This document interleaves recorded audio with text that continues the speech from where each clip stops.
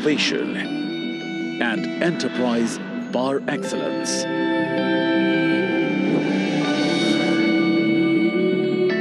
Whose people are committed to the realization of the infinite potential of humankind and wedded to the doctrine of Vasudhaiv Kutumbakam. One earth, one family, one future. A state blessed with the guidance of a visionary who is pioneering India's ascent as a Vishwamitra, a universal friend. Welcome to the 10th edition of Vibrant Gujarat Global Summit, distilled by 2 decades of exponential progress that catapulted the state as one of the world's most preferred investment destinations. Gujarat's GDP of $14 billion in 2002 grew to an estimated $282 billion in financial year 2022-23, nurtured by all-round excellence that catalyzed socio-economic growth with inclusivity and unbridled entrepreneurship, led India into Amrit Kaal.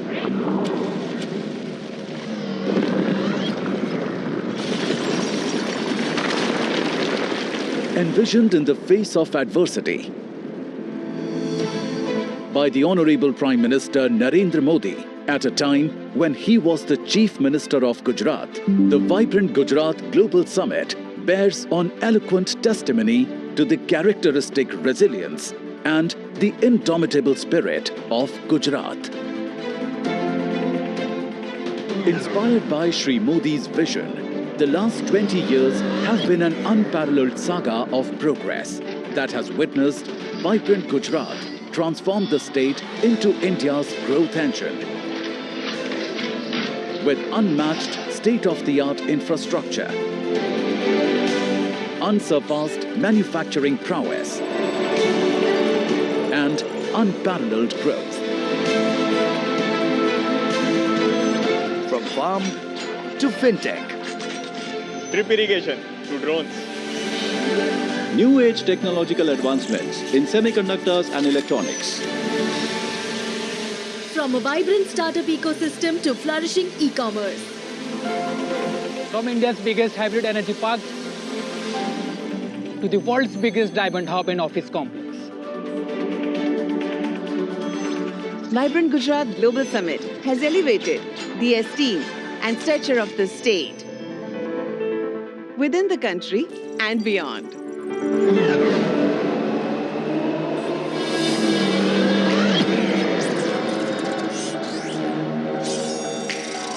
Gujarat is fully geared up to spearheading Industry 4.0, heralding the new industrial revolution with human augmentation frameworks and smart manufacturing propelled with the PM Gati Shakti. The transformative approach for integrated and multimodal connectivity. See the world's tomorrow in the Gujarat of today, where Dholera Special Investment Region, a future-ready greenfield smart city, lays the foundation of modern regenerative economies. India's first bullet train is being built to usher in a dynamic ecosystem by fostering innovation and adaptability. Artificial intelligence, robotics and intelligent supply chain orchestration leverage symbiotic growth paradigm and a future-ready landscape with 80% of India's rooftop solar.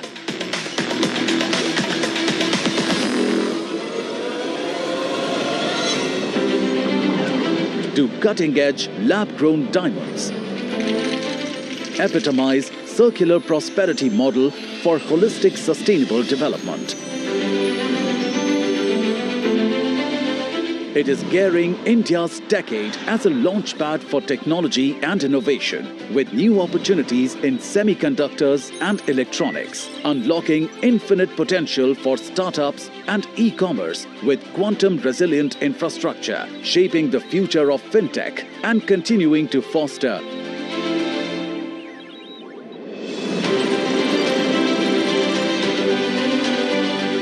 medium, small and micro enterprises with a special focus on enhancing ease of doing business, empowering of women entrepreneurs, and creating eco-innovation hubs. A buzz with green infrastructure integration, Gujarat's commitment to harmonious urbanization is transforming every harbour into a gateway of prosperity.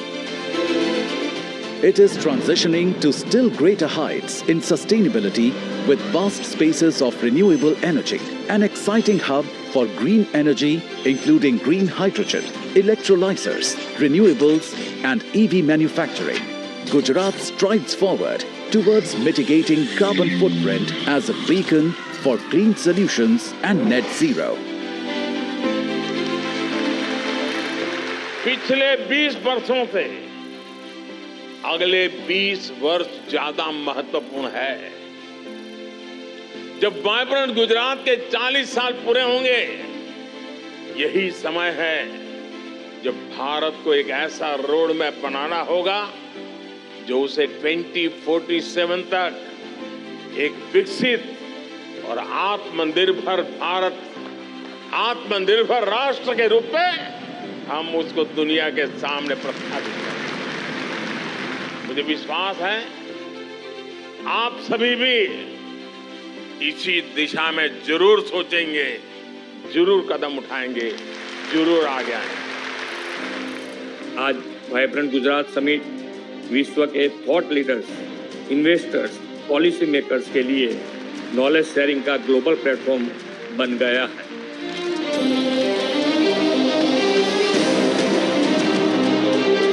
Welcome to the Vibrant Gujarat Global Summit 2024. Welcome to the gateway of a greener earth, richer life, smarter business.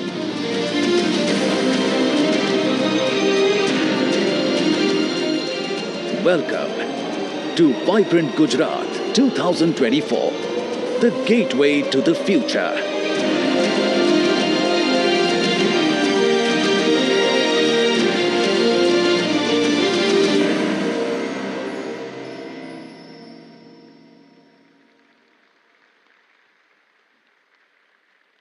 Thank you.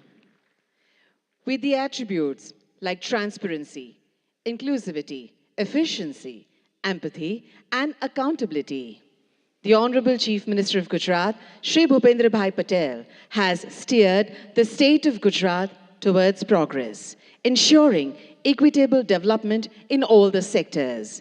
Under the prudent governance and pro-business policies of his government, Gujarat has made robust progress. We would like to welcome the Honorable Chief Minister of Gujarat, Shri Bhupendra Patel, for his address.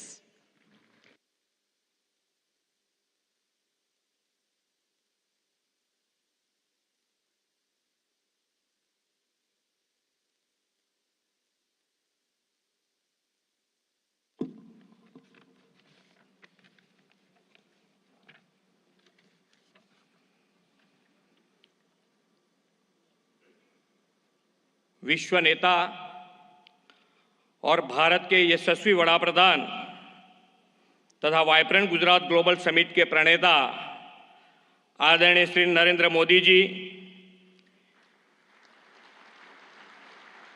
इस कार्यक्रम के मुख्य अतिथि his highness Sheikh Mohammed bin Zayed Al Nahyan, president UAE, His Excellency Jose Ramos Horta, President Timor-Leste, His Excellency Philip Nyusi, President Republic of Mozambique, His Excellency Petra Fiala, Prime Minister Czech Republic, इस summit के partner countries के माननीय ministers, विश्व के विविध देशों से पधारे एम्बेसडर्स, गुजरात के माननीय गवर्नर आचार्य देवव्रत जी, माननीय केंद्रीय मंत्रीगण और गुजरात के मेरे सहयोगी मंत्री, मैं आप सभी को गुजरात की धरती पर हृदय से स्वागत करता हूं।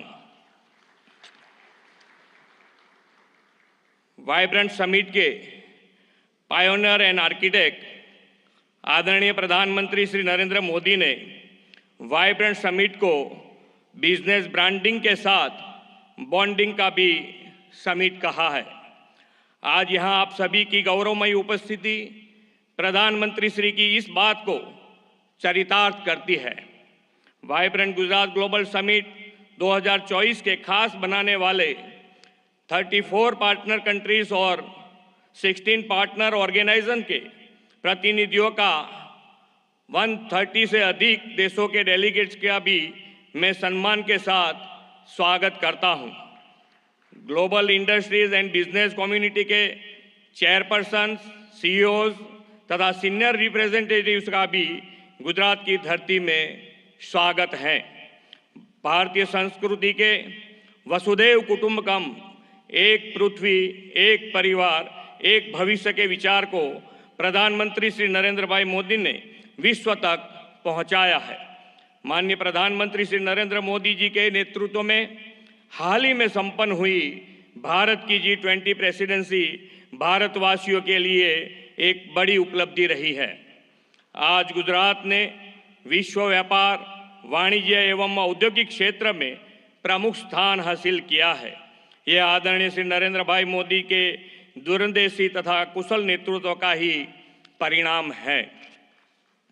आज हम सब वाइब्रेंट गुजरात ग्लोबल समिट 2024 को सफल बनाने के विश्वास के साथ यहाँ एकत्र हुए हैं।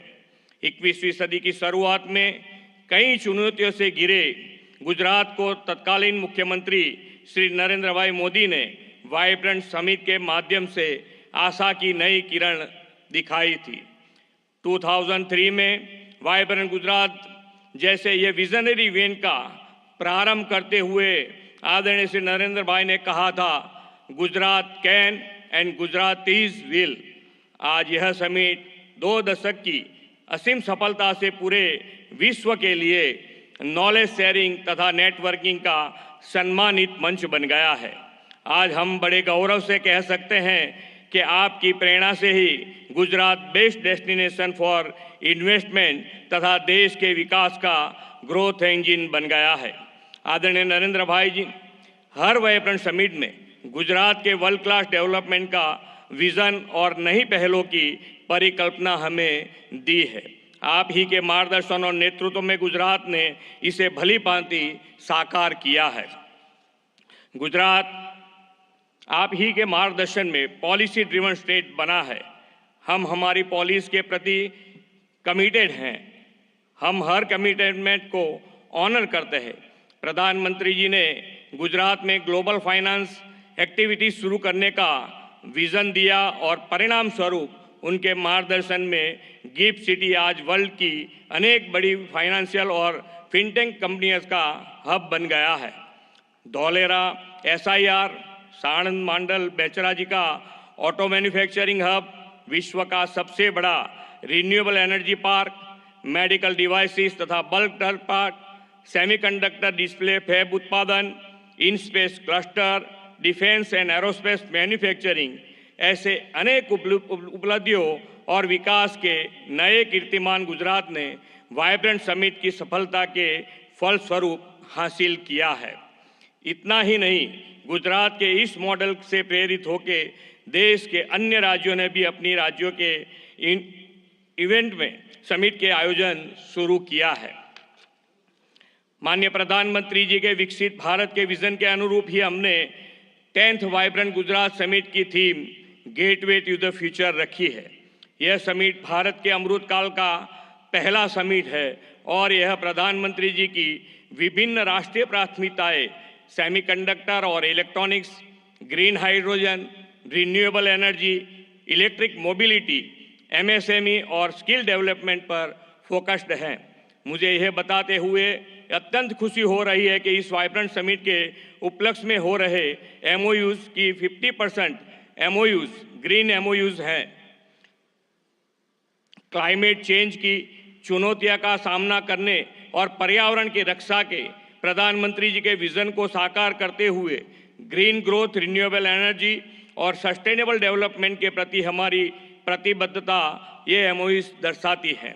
आर्थिक विकास पर बल देने के साथ गुजरात सरकार ने हमेशा सोशल सेक्टर डेवलपमेंट और क्वालिटी ऑफ लाइफ पर भी ध्यान केंद्रित किया है। देश के इस अमृत काल में आयोजित हो रहा यह वाइब्रेंट समिट हमारे लिए अमृत भविष्य का रोड मैप तय करेगा। इस अमृत भविष्य के निर्माण में हमारा सहयोग देने इस वाइब्रेंट समिट में विश्व के अनेक राष्ट्र जुड़े हैं। आज की समिट में उद्घाटन अवसर के मुख्य अतिथि his highness Sheikh Mohammed bin Zayed Al Nahyan president UAE की उपस्थिति का मैं ऋण स्वीकार करता हूं। आपको कुछ अचानक संयोग के लेकर इस कार्यक्रम के बीच से ही जाने की जरूरत पड़ी है। हिज हाइनेस, आप अपना अति व्यस्त अमूल्य समय निकालकर इस समिट के मुख्य अतिथि रूप में उपस्थित रहे, आपका फिर से एक बार धन्यवाद करना चाहूँगा। मैं प्रधानमंत्री जी को आश्वस्त करना चाहूँगा कि विकसित भारत 2047 को आपके विजन को पूरा करने में गुजरात ग्रोथ इंजन की भूमिका निभाएगा। फिर एक बार आप सभी महानुभावों का वाइब्रेंट गुजरात की वाइब्रेंट समिट में स्वागत है। धन्यवाद। भारत माता की जय। वंदे मातरम। जय जय Garvi Gujarat. Thank you very much, Honorable Chief Minister, sir, for your welcome address.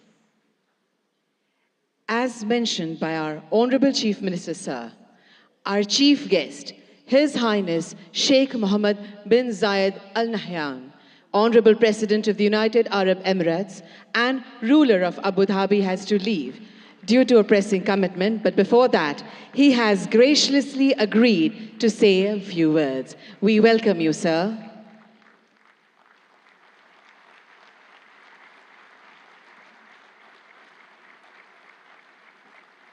Thank you.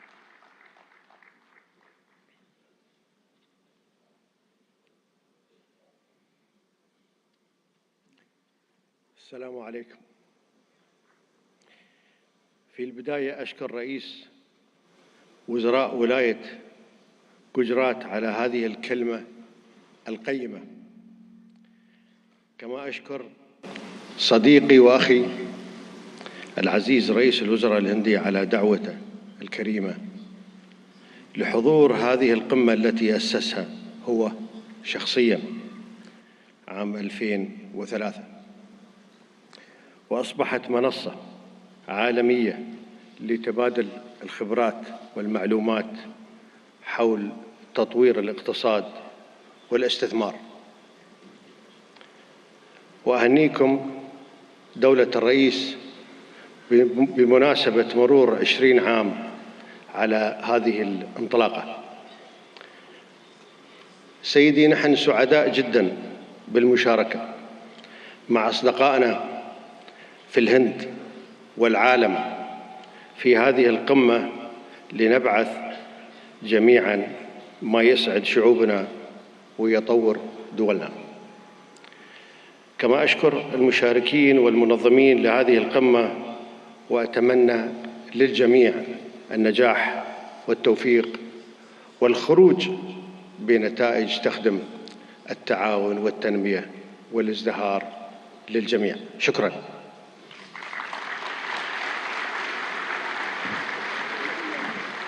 Thank you, Your Highness.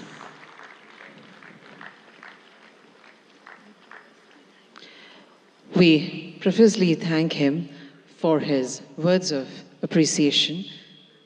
It is indeed our honor and privilege to have him over here. Our Honorable Prime Minister will see him off and will join us back in few moments. But we shall continue the program.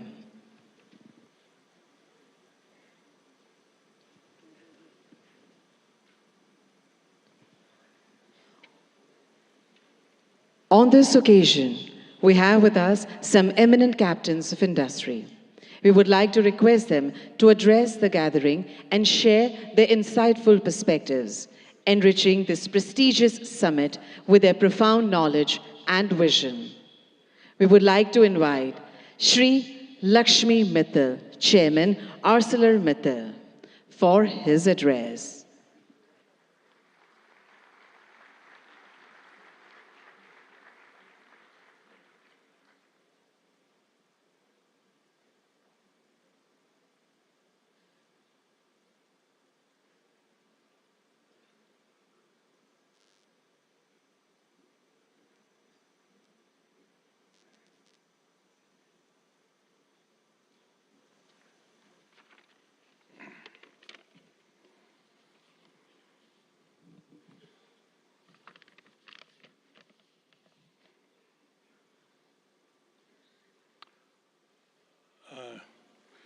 नमस्कार। प्रधानमंत्री जी अभी हैं नहीं, शीघ्र आते होंगे, but मैं मुख्यमंत्री श्री भूपेंद्र भाई पटेल जी, गवर्नर आचार्य देवव्रत जी एंड मेरे साथियों एंड ऑनरेबल डिग्निटरीज, पिछले साल सितंबर में वाइब्रेंट गुजरात की 20वीं एनिवर्सरी पर मैं यहाँ आया था और प्रधानमंत्री जी ने बताया कैसे आइडियाज़, इमेजिनेशन और प्रोसेस कंटिन्यूटी के आधार पर इस मेगा ग्लोबल इवेंट को एक इंस्टीट्यूशनलाइज्ड स्ट्रक्चर मिला है। प्रधानमंत्री जी ने उस वक्त ये बताया कि कैसे one earth, one family, one future की सच्ची भावनाओं को लेकर भारत की प्रतिष्ठा कैसे बढ़ेगी और हर इंटरनेशनल फोरम में पूरे ग्लोबल साउथ की आवाज़ को भी मजबूत किया है। माननीय मुख्यमंत्री भाई पटेल जी, मैं आपको भी डेवलपमेंट को आगे रखने और इन्वेस्टमेंट्स को आकर्षित करने और एडमिनिस्ट्रेशन को स्तर ऊंचा उठाने के लिए बधाई देता हूं। गुजरात में fair, transparent and policy driven governance की एक पहचान रही है और जिसमें मेरी कंपनी ने भी अनुभव किया है। स्टील किसी भी राष्ट्र के आत्मनिर्भरता में एक बड़ी भूमिका निभाता है, क्योंकि ये infrastructure development, urbanisation, renewable sectors, automotive industry, electric vehicles, defence, railways आदि में बहुत उपयोग होता है। ग्लोबल टेक्नोलॉजी को सर्वोत्तम रूप से लाकर हम हाई एंड प्रोडक्ट्स को डेवलप कर रहे हैं, जो एसएमई से स्टार्टअप तक के स्टील कंज्यूमर्स को कम्पिटिटिव बनाने में मदद कर रहा है। गुजरात ने आज से 4 साल पहले आर्सलरमित्तल निप्पन स्टील इंडिया का स्वागत किया था और 2021 में प्रधानमंत्री जी ने और मुख्यमंत्री ने हमारे हजीरा एक्सपेंशन प्रोजेक्ट की भूमि पूजन की थी। मुझे ये बताते हुए गर्व हो रहा है कि ये एक्सपेंशन प्रोजेक्ट तेजी से बढ़ रहा है और लक्ष्य के अनुसार इसका फेज 1 2026 में पूरा हो जाएगा। आज वाइब्रेंट गुजरात 2024 के इस मौके पर हमने सेकंड फेज के लिए MOU साइन किए हैं। जब ये प्रोजेक्ट 2029 में पूरा होगा तो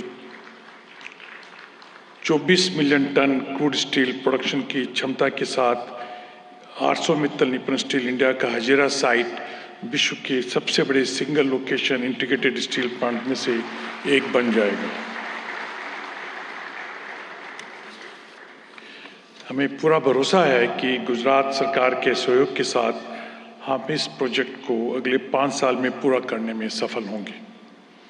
हम केवल स्टील में ही नहीं है, बल्कि रिन्यूएबल एनर्जी, ग्रीन हाइड्रोजन जैसे इमर्जिंग सेक्टर्स में भी निवेश कर रहे हैं। मैं ये कहना चाहता हूँ कि हम देश के लिए अगला 20 साल बहुत महत्वपूर्ण है और मैं आप सब लोगों को विश्वास दिलाना चाहता हूँ कि आत्मनिर्भर और विकसित भारत के 2047 के विजन को पूरा करने के लिए हम रेडी हैं। मैं इन सब प्रधानमंत्री, मुख्यमंत्री, गवर्नर साहब, इन सब लोगों को मेरे को मंच पे आने के लिए मौका देने के लिए मैं आप लोगों का बहुत आभारी हूँ। नमस्कार। सर, आपके महत्वपूर्ण संबोधन के लिए आपका बहुत बहुत धन्यवाद। We would now like to invite Mr. Toshihiro Suzuki, President, Suzuki Motor Corporation, Japan, to please deliver his address.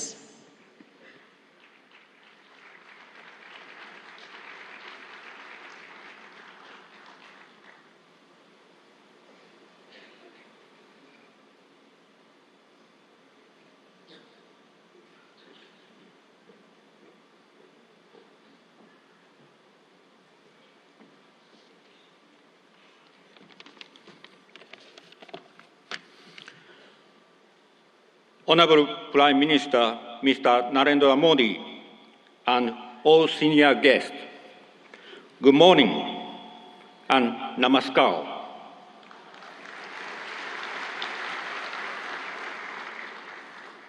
I'm Toshihiro Suzuki from Suzuki Motor Corporation, Japan. I'm much honored to be invited to this ceremony. In the past 10 years, under the strong leadership and constant support of Honorable Prime Minister Mr. Modi for manufacturing industries, Indian automobile market has been expanding steadily.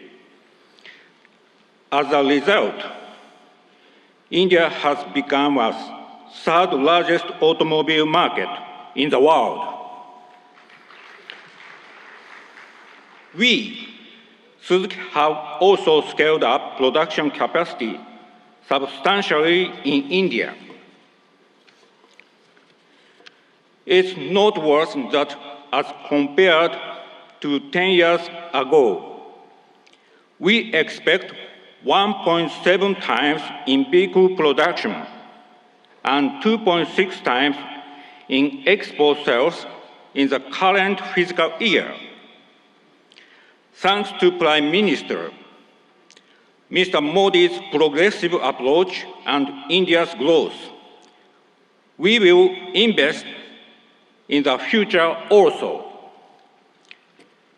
Firstly, the first battery electric vehicle from Suzuki Group will be rolled out from Suzuki Motor Gujarat by the end of this year. We plan to sell this model not only in India, but also export to Japan and European countries. Secondly, to expand our VEV production in future, Suzuki Group will invest 3,200 crore rupees in Suzuki Motor Gujarat to add a new fourth production line, which can produce 2.5 lakh units per year. This will increase the annual production capacity of Suzuki Motor Gujarat from the current 7.5 lakh to 1 million units. Thirdly, we will invest 35,000 crore rupees for the construction of a second car plant in Gujarat, which would produce another 1 million units per year. As a result, the annual production capacity in Gujarat will be 2 million units, namely 1 million units at SMG and 1 million units at the second new plant.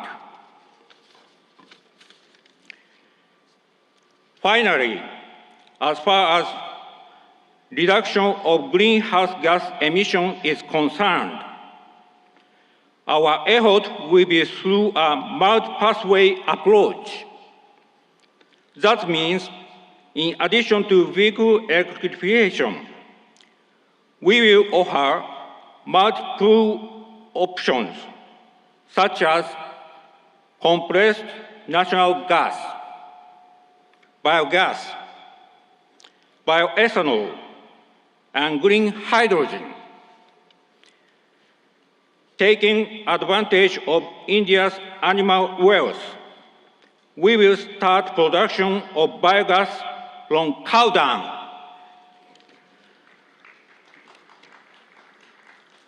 Together with National Dairy Development Board and Balance Dairy, Suzuki has already started construction of 4 biogas plants in Gujarat.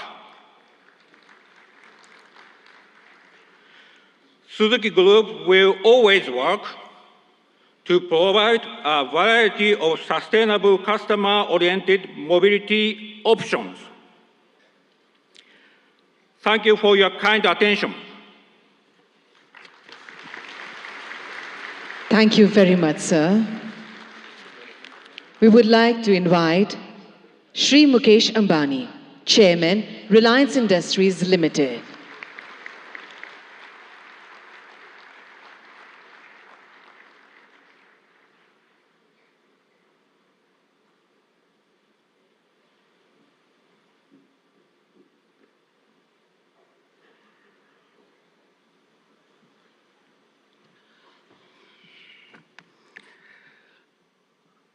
Most respected Prime Minister Shri Narendra, Honorable Chief Minister Bhupendra Patel ji, distinguished guests and dignitaries from all over the world, ladies and gentlemen. Welcome to Gujarat and the 10th Vibrant Gujarat Summit, the most prestigious investor summit in the world today. No other summit of this kind has continued for 20 long years and going from strength to strength. This is a tribute to our Prime Minister, Shri Narendra Modi's vision and consistency. I have been one of the fortunate few to have participated in every single edition of Vibrant Gujarat. I have come from the city of the gateway of India to the gateway of modern India's growth, Gujarat. I am a proud Gujarati. Mane Gujarati hovanu abhiman છે.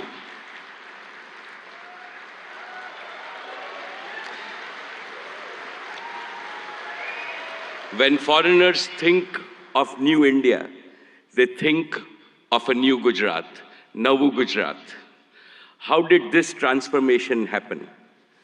Because of one leader, our beloved leader who has emerged as the greatest global leader of our times. And he is Shri Narendra Bhai Modi, the most successful Prime Minister in India's history.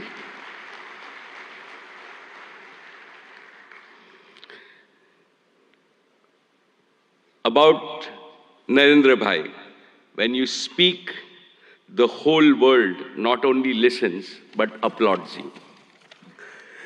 My friends abroad ask me, what is the meaning of slogan that millions of Indians are chanting, that Modi hai, to mumkin hai.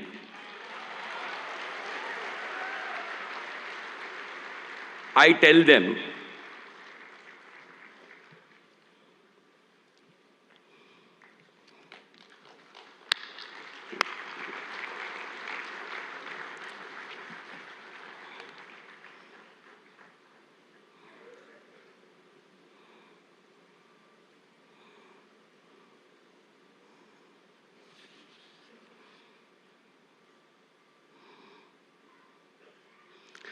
most respected Shri Narendra Bhai Modi ji, when you speak, the whole world not only listens, but applauds you. My friends abroad ask me, what is the meaning of the slogan, millions of Indians are chanting? Modi hai to mumkin hai. I tell them it means India's Prime Minister makes the impossible possible with his vision, determination, and execution. They agree and they also say, Modi hai to mumkin hai. My esteemed friends, I will never forget what my father, Dhirubhai Ambani, used to tell me in my childhood. Gujarat is your Matrubhumi, and Gujarat should always remain your Karm Bhumi. Today, let me declare yet again, Reliance was, is, and will always remain a Gujarati company. Each of Reliance's business is striving to fulfill the dreams of my 7 crore fellow Gujaratis. Reliance has invested over $150 billion, that is 12 lakh crores, in creating world-class assets and capacities across India in the last 10 years. Of this, more than 1/3 has been invested in Gujarat alone. Honorable Chief Minister Shri Bhupendra Bhai Patel ji, today I would like to make 5 commitments to the people of Gujarat. First, Reliance will continue to play a leading role in Gujarat's growth story with significant investments in the next 10 years. Specifically, Reliance will contribute to making Gujarat a global leader in green growth. We will help Gujarat target to meet half of its energy need through renewable energy by the year 2030. For this, we have started building the Dhirubhai Ambani Green Energy Giga Complex over 5,000 acres in Jamnagar. This will generate a large number of green jobs and enable production of green products and materials, and will make Gujarat a leading exporter of green products, and we are ready to commission this in the second half of 2024 itself. Second, Reliance Jio completed the fastest rollout of 5G infrastructure anywhere in the world. Today, Gujarat is fully 5G enabled, something that most of the world does not yet have. This will make Gujarat a global leader in digital data platforms and AI adoption. 5G-enabled AI revolution will make Gujarat's economy more productive, more efficient, and more globally competitive.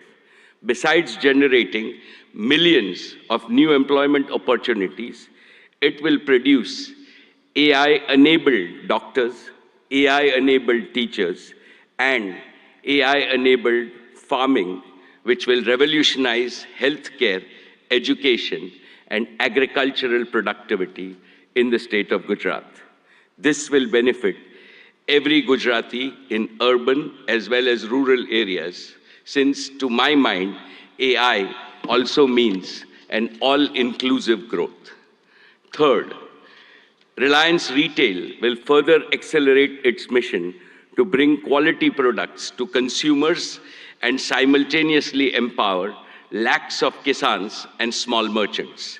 Our retail business improves the quality of life of all households of Gujarat with better products and services. Fourth, Reliance will make Gujarat a pioneer in new materials and the circular economy. As a first step, Reliance is setting up India's first and world-class carbon fiber facility at Hazira. And finally, fifth, Prime Minister Modi ji has announced that India will bid for 2036 Olympics. In preparation for that, Reliance and Reliance Foundation will join forces with several other partners in Gujarat to improve education, sports, and skills infrastructure that will nurture the champions of tomorrow in various Olympic sports. Most respected Prime Minister Narendra Bhai Modi ji, before I conclude, permit me to articulate a conviction that resides in the heart of everyone in this hall and most Indians. As Chief Minister of Gujarat, you used to say, Bharat ke vikas ke liye Gujarat ka vikas. And that is how you made Gujarat India's growth engine. Now, as Prime Minister of India, your mission is Dunya ke vikas ke liye Bharat ka vikas. You are working on the mantra of global good and make India the world's growth engine. The story of your journey from Gujarat to the global stage in just 2 decades is nothing short of a modern epic. Today, and in today's India, is the best time for young people to enter the economy, to innovate, and to provide ease of living and ease of earning to hundreds of millions of people. The coming generations will indeed be thankful to Prime Minister Modi for being both a nationalist and an internationalist. You have laid a solid foundation for Viksit Bharat, India as a fully developed nation in Amrit Kal. No power on earth can stop India from becoming a $35 trillion economy by 2047. And as I see, Gujarat alone will become a $3 trillion economy. Therefore, I am confident, every Gujarati is confident, and every Indian is confident that the Modi era will take India to new summits of prosperity, progress, and glory. Thank you very much, sir. Jai Gujarat, Jai Jai Garvi Gujarat, Jai Hind. Thank you very much, sir. We would now like to invite Mr. Sanjay Mehrotra, CEO, Micron Technologies USA, to deliver his address.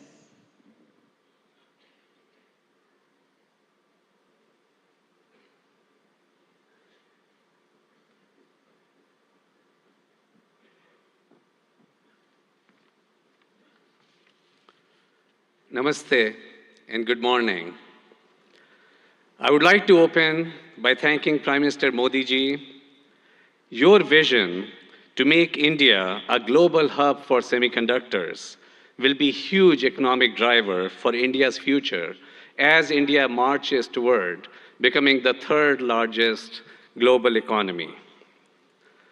I would also like to recognize the several industry leaders who are going to be speaking here today and have already spoken. It truly is an honor for me to share this stage with you to open this critical forum discussing opportunities for India to accelerate domestic manufacturing as India marches towards a very bright future. There is a tremendous opportunity ahead for India in semiconductors. Vibrant Gujarat will also address the visionary ideas that are critical for India's growth as a semiconductor power. Today, I'm proud to represent Micron. Micron is one of the world's largest semiconductor companies and the leader in memory and storage. Micron's innovations have been at the heart of all computing systems for more than 4 decades. Memory is a key enabler of AI, and Micron is a leading powerhouse in memory. I'm proud that in June, we announced plans to build a world-class memory assembly and test facility right here in Gujarat, the first of its kind in India. I'm grateful to the Indian government and all the officials with the great support from Bhupendra Bhai ji and the central government and the state government, all that have been involved in making this investment possible. We have begun phased construction and proud to partner with Tata projects to build this world-class facility. In fact, I visited this facility just yesterday, and the construction is coming along very nicely. The first phase, 500,000 square feet of planned clean room space, will be operational by early 2025. Hiring has already begun, and we estimate that this project will create 5,000 new direct jobs for Micron here in Sanand, Gujarat, and will also create an additional 15,000 community jobs over the coming years. The combined investment by Micron and the government over the course of both phases could reach up to $2.75 billion US. Government support will help fund the project and facilitate access to essential semiconductor infrastructure and resources, which will drive innovation and enhance local talent development. We see our investment helping initiate a cluster of semiconductor investment, building momentum that will benefit India's manufacturing goals. We are hopeful that our investment will help catalyze other investments in the sector, strengthen India's manufacturing capability, drive innovation, and support broader job creation. In fact, I'm pleased that my good friend Jeffrey Chan, who's going to be speaking here soon, of Simtech, is considering bringing his substrate manufacturing capabilities here to Gujarat in support of Micron's plant here. This is an example of the ecosystem, the cluster that Micron is capable of generating as an anchor semiconductor company here in Gujarat, here in India. We are proud to partner with India to bring advanced semiconductor memory assembly and a greater technology manufacturing ecosystem to Gujarat. Together, we are building the future of technology manufacturing, not just for Micron, not just for Gujarat, not just for India, but for the world. Thank you. Thank you very much, sir. We would now like to invite Shri Gautam Adani, Chairman, Adani Group.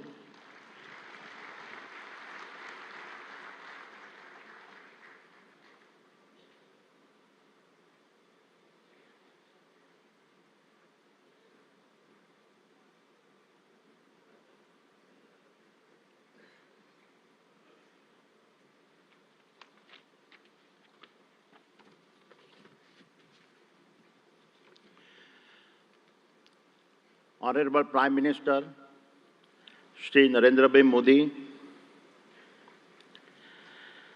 distinguished heads of government of our partner countries, His Excellency Governor of Gujarat, Honorable Chief Minister, Shri Bhupendra Patel, distinguished ministers, captains of industries, and my dear friends. Good morning. It is a privilege to address the 10th Vibrant Gujarat Summit. I take immense pride in having been a part of every one of these summits. Honorable Prime Minister, Vibrant Gujarat is a stunning manifestation of your extraordinary vision. It has all your hallmark signatures, merging grand ambition, massive scale, meticulous governance, and a flawless executions. It ignited a nationwide movement as all our states march forward, competing and cooperating to fundamentally remodel India's industrial landscape. The statistics of the past decade are remarkable.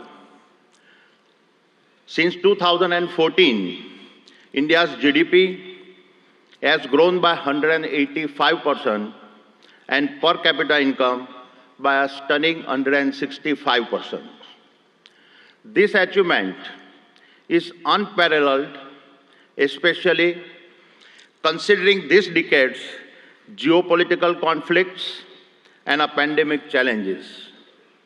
Honorable Prime Minister, your achievements on the international stage are equally remarkable. You have taken us from a country seeking a voice on a global platforms to a nation that now creates the global platforms.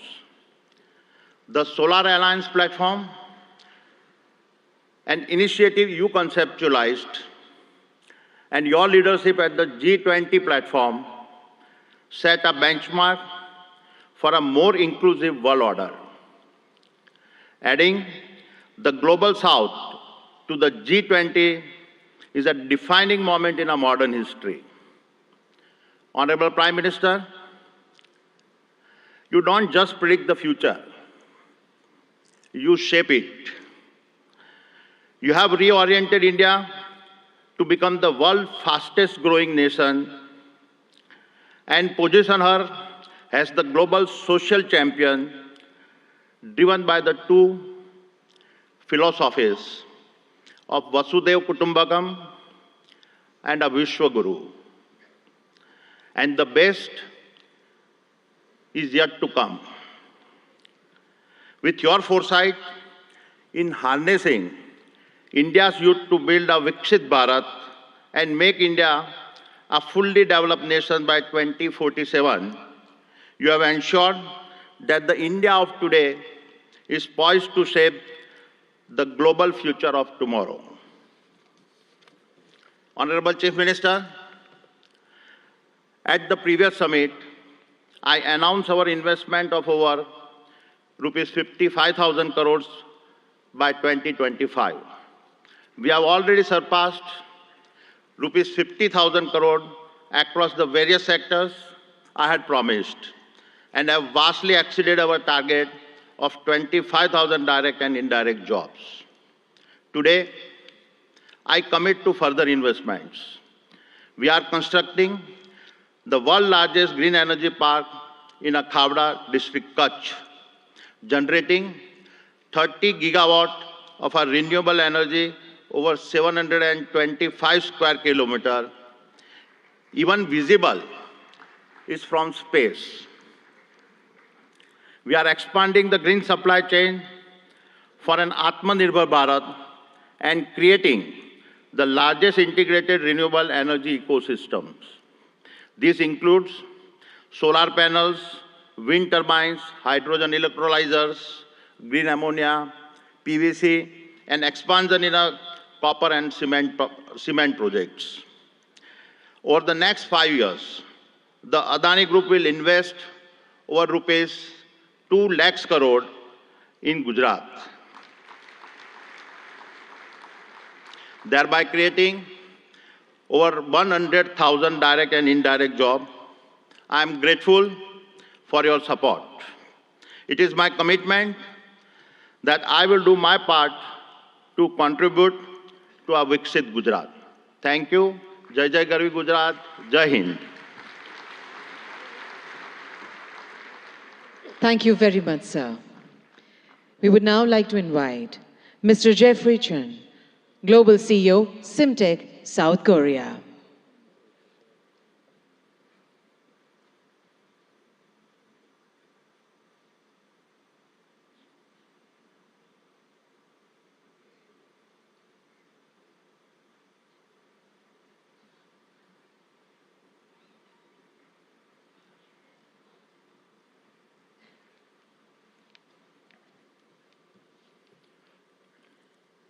Good morning. Thank you, Honorable Prime Minister, Head of State, Government, Union and State Ministers, senior officials of Government of India, and the State Government of Gujarat for hosting Vibrant Gujarat Global Summit 2024. It is my great honor to participate in this event and given the opportunity to interact with global and national industry leaders and other distinguished guests. As a supply chain partner for the semiconductor assembly and test industry, we, Simtech, provide the best-in-class semiconductor packaging, IC substrates, and high-density interconnect printed circuit boards to our industry-leading customers. We are very excited to share our own angle to the India project as a co-location investment. Following our major customer, Micron's project in the state of Gujarat. I would like to emphasize that this is not our first time supporting our key customers' supply chain network with co-location investment. We have already done our project with Micron in China more than 10 years ago. We have recently executed another project in Malaysia together. Through these projects, we have proven to the market that co-location investment really boosted the growth of a semiconductor ecosystem in the region, and that it also helped our business to settle in the initial stage of the investment, which would not have been possible without the support of the next-door neighbor like Micron. Vibrant Gujarat Global Summit 2024 showcases the global movement of creating a new supply chain network in a fast-growing nation like India. And Simtech, as a company from Korea, is very proud to be part of this movement to achieve a new milestone, making a prosperous Gujarat for self-reliant India supply chain. We are now preparing for another round of co-location investment in India, following Micron's investment plan in Gujarat state. And I'm very pleased to share the progress with the audience today that with the support from the central and state government, we are ready to make an investment, a significant investment in India and create thousands of job opportunities for high-skilled talents in the state of Gujarat together with Micron. And most of all, elevating the India's PCB and IC packaging substrate industry to another level to make India's presence in the semiconductor supply chain network much stronger. We really look forward to further supporting our customers' supply chain, both in India and globally. And we will further enable India's domestic players to be part of the global supply chain ecosystem. Thank you very much. Thank you very much, sir. We now invite Shri Chandrasekharan, Chairman, Tata Sons Limited, for his address.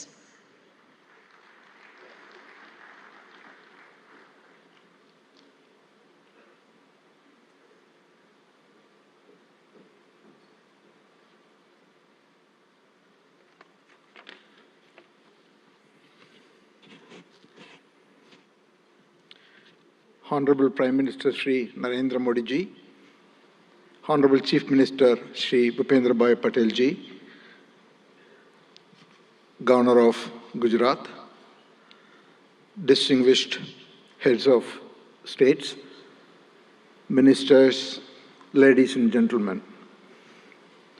It's truly a great privilege and honor to attend and share a few thoughts on the 10th edition of Vibrant Gujarat Global Summit. The steady and spectacular progress of Gujarat consistently over such a long period of time clearly demonstrates the visionary leadership and the mindset of our Honorable Prime Minister Narendra Modi ji. Thank you, sir, for your leadership to Gujarat and to the whole country and to all of us. The impact of economic development has also resulted in tremendous social development. Gujarat clearly has established itself as the gateway to the future. For the Tata Group, Gujarat is a very special place. The Tata Group's origins started in Navsari, the birthplace of our founder Jamshedji Tata. The Tata Group started its presence here in 1939 with Tata Chemicals, 85 years ago. Today, 21 of our Tata Group companies have a very strong presence, from Tata Power, Tata Motors, Tata Consultancy, our defense company Advanced Systems, Hotel, Tata Steel, and all our retail companies, and Air India, and many other companies. The group employs over 50,000 people in the state of Gujarat. Recently, we have made significant commitments to expand our presence in the state of Gujarat. Sanand is becoming home for all our electric vehicles technology. We expanded the footprint in Sanand with additional capacity so that we can meet the growing demands of the electric vehicles. We concluded and are about to launch the building of a huge gigafactory for 20 gigawatts of lithium-ion batteries in Sanand. The project should start construction in the next couple of months. Then we also are building the C-295 defense aircrafts, initially in Vadodara and then in Dholera, and that work is going on full swing. The Tata Group has also made a commitment and is on the verge of concluding and announcing a huge semiconductor fab in Dholera. And we are about to complete these negotiations and start in 2024. In addition to that, the Tata Group is also building, in partnership with the Government of India and Gujarat government, an Indian Institute of Skills Institute, which will be constructed over 3.2 lakh square feet and should be fully operational and will train more than 25,000 professionals every year, primarily in advanced manufacturing, electric vehicles, advanced electronics, and then hospitality. And the project's first phase will be launched in March 2024. In all, we see Gujarat as a very, very important destination, not only for business growth, but for the future advanced technology industries that India is looking to grow at. With all this, Gujarat is one of the most important destinations for the Tata Group, and we hope to play a very important role in the future of the economic development of this state. Thank you once again, Honorable Chief Minister, for inviting me, and thank you, Prime Minister, for your leadership. Thank you very much, sir. We now invite Mr. Sultan Ahmed bin Sulayem, Chairman, DP World, UAE, for his address.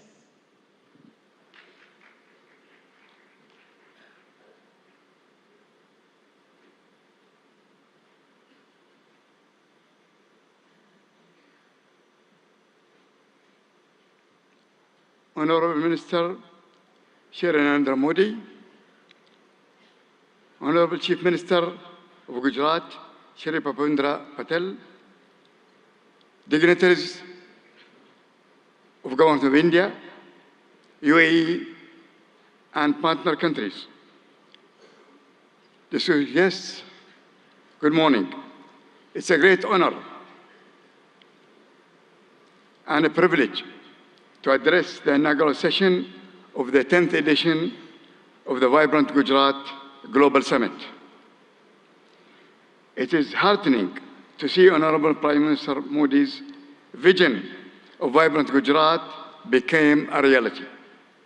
I would like to congratulate and thank the Government of Gujarat, led by Honorable Chief Minister Bhupendra Patel, for organizing this summit and inviting me. The 10th edition of the Vibrant Gujarat Summit truly showcases its exponential rise as India's premier business forum, guiding the nation to Honorable Prime Minister's vision of Viksit Bharat 2047. Gujarat also have been a pioneer in developing and promoting various industrial clusters and estates, such as the Gujarat International Finance Tech City, the Dholera Special Investment Region, and the Gujarat Maritime Cluster, truly acting as the gateway to the future. Gujarat has a special place within the strong bilateral ties between UAE and India.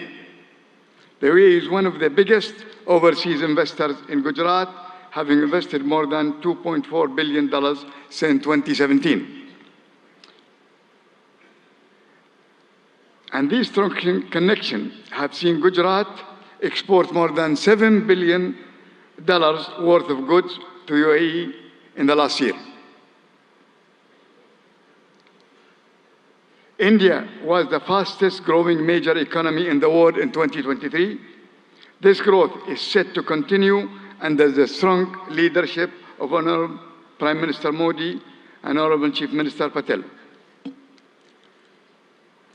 Through investment and initiative like Gati Shakti, Gujarat and India will continue to realize their potential economic powerhouses. Like the vibrant Gujarat Summit, DP World also started our operation in Gujarat in 2003 with the opening of the Mundra International Container Terminal. Since 2003, DP World have invested in the state of Gujarat as well in other states in India in the tune of $2.5 billion. To develop multimodal logistics, ecosystem connection ports to free trade zone, container freight station, inland rail terminal, contract logistic, cold chain, and express cargo services.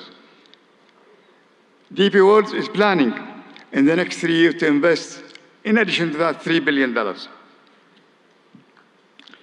We will continue to support Gujarat economy by building state-of-the-art container terminal at Kandla with a capacity of 2 million containers. Looking ahead, we foresee deeper trade, employment, and cultural collaboration between India and UAE. DP World has signed strategic memorandum of understanding with the government of Gujarat on the sideline of the summit, which reiterates our commitment to the state of Gujarat and India. We are proud to partner with the government for the development of India's logistics sector, and we will continue to support the manufacturing industries of Gujarat and the rest of India to make India goods globally competitive and accessible. I am grateful to the government of Gujarat and to the organizer for inviting me to this summit, and I am certain that the 10th edition of Vibrant Gujarat will set new benchmarks for success for years to come. Thank you very much. Thank you very much, sir. We now invite Mr. Shankar Trivedi, Senior Vice President, NVIDIA Global Field Operations, for his address.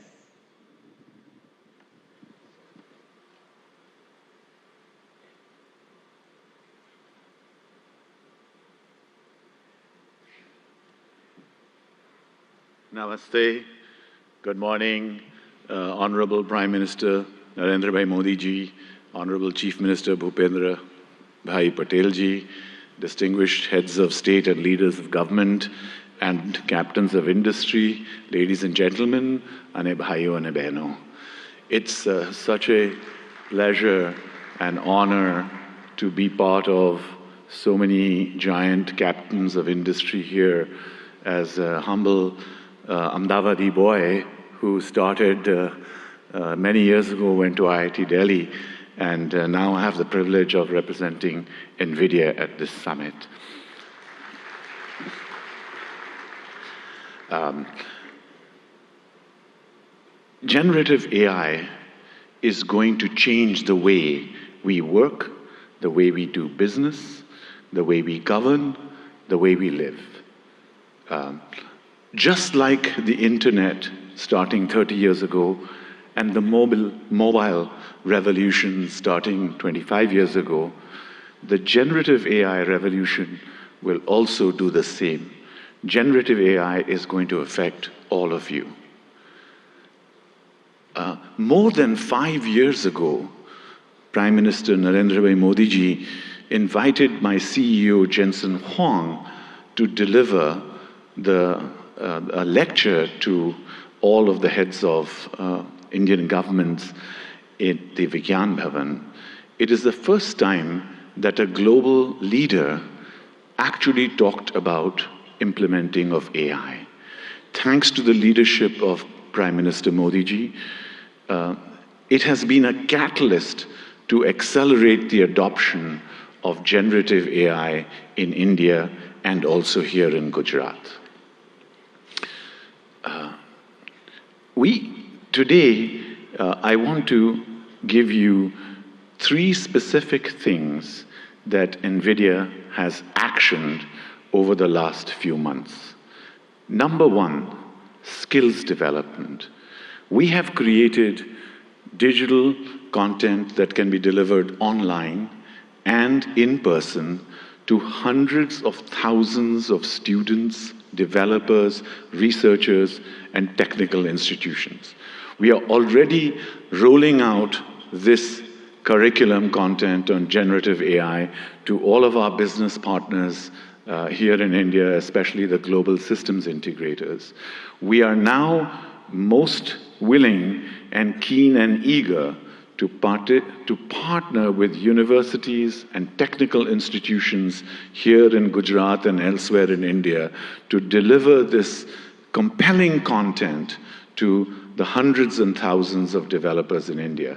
India has scale, India has talent, India has amazing data, India has a unique culture. Sovereign generative AI requires scalable AI data center infrastructure, hardware and software in order to be successful. So secondly, I'm delighted to tell you that we are partnering with all of India's leading business groups, the Tatas, Reliance Group, and many others, to set up state-of-the-art AI data center facilities and provision them here in India. Specifically today, I'm very happy to inform you that our partner Yotta is setting up a state-of-the-art AI data center here in Gift City, and it will be available and go live before the end of March. Thank you, sir. And thirdly, we are very strong supporters of Make in India. Make in India for India and Make in India for the world. Our partners such as NetWeb and others, Eviden, Atos, are actually already making state-of-the-art AI hardware for consumption here in India and elsewhere in the world.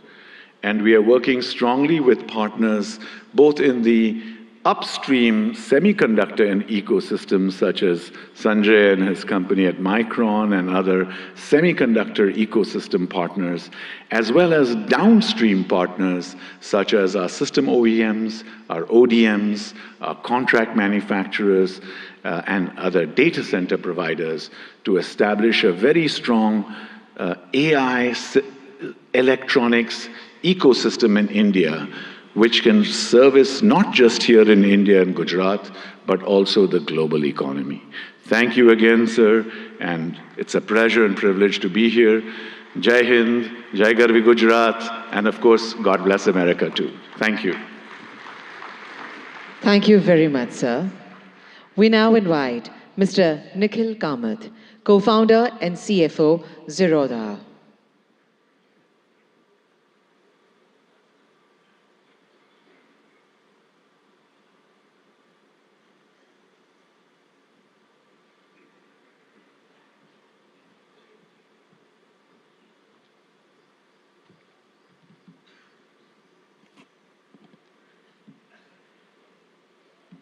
I only have 3 minutes today, so I won't waste too much time by talking about me or setting context.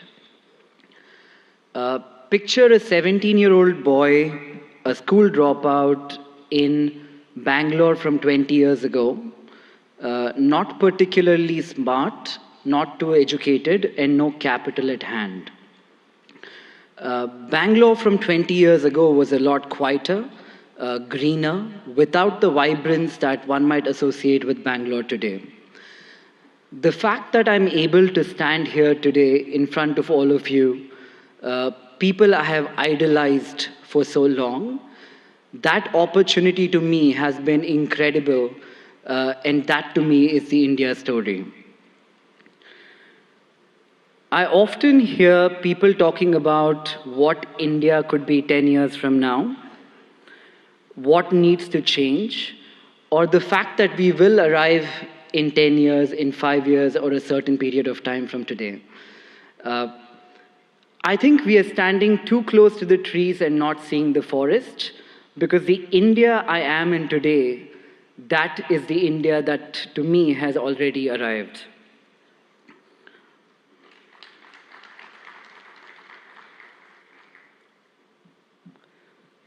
The opportunities the country threw to a 17-year-old boy, again with no education, no capital, or exceptionally smart, this, in my view, has not happened forever. The last 10 years have been incredible, and I'm not the only exception here in India. There are many other exceptions like me. We all hang out. We call this the startup ecosystem of India.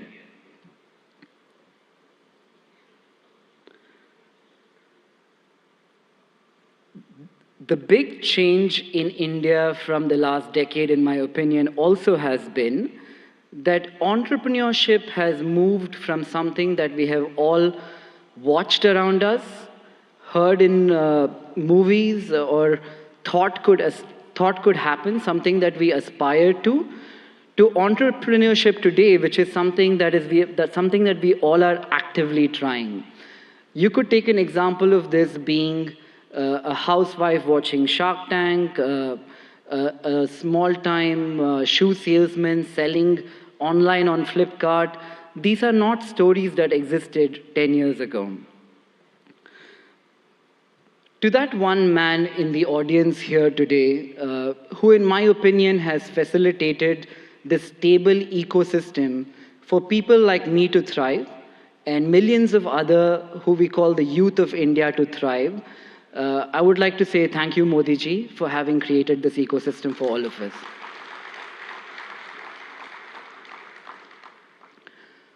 Growing up, I used to talk to people, that one relative in my family who went abroad, studied and did very well. Traveling to the West seemed to be the best thing that could happen to anybody. Today, when I talk to Indians in the West who have done very well, the only thing I hear from them, it's a very young word, I call it FOMO, the fear of missing out. They're talking about India as the story that they fear missing out today. That change which has happened in the last 10 years is so evident to see that it makes me feel proud, it makes me feel like I'm in the right place at the right time, and that place today is India.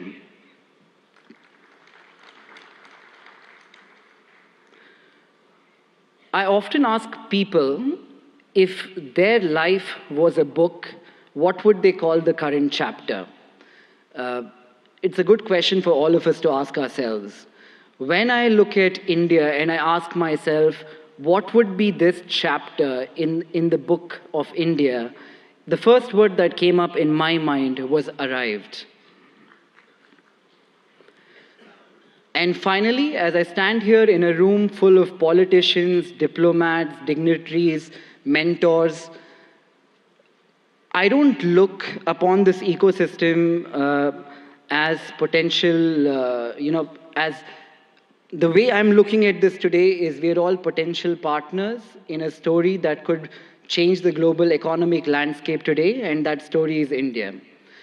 And to all the foreign investors here, India is seemingly looking like the coolest party in town. I think what you need to be aware of is if you arrive too late, you might not get in. So I'd like to thank everybody, thank Modi ji for this opportunity. Thank you, everyone. Thank you very much, sir. Today we have with us dignitaries from a number of countries. We would like to invite them to share their thoughts with us today. We would like to invite His Excellency Mr. Shin Hosaka, Vice Minister for International Affairs, Japan.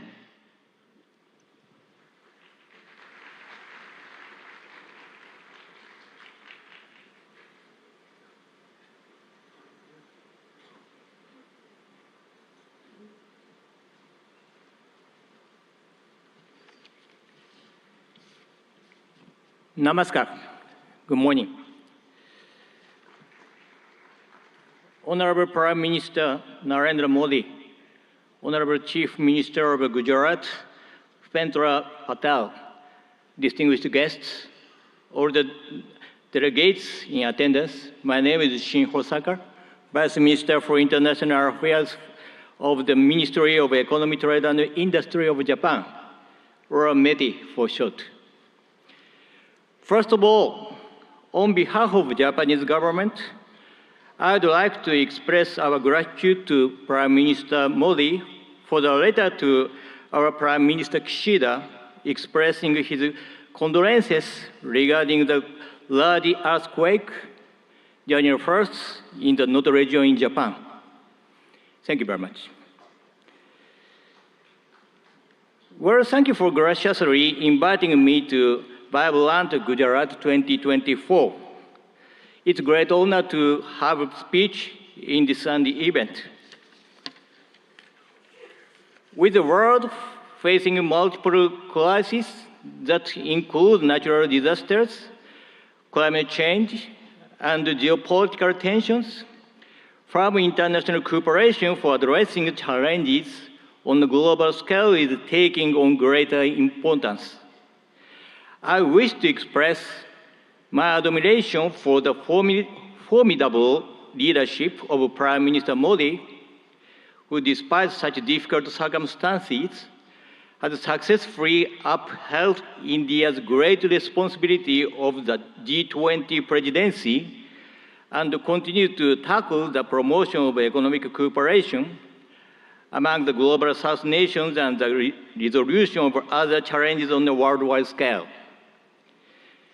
India and Japan are special strategic global partners bound by the universal values of freedom, democracy, human rights, and rule of law that we have shared over our long history of exchange.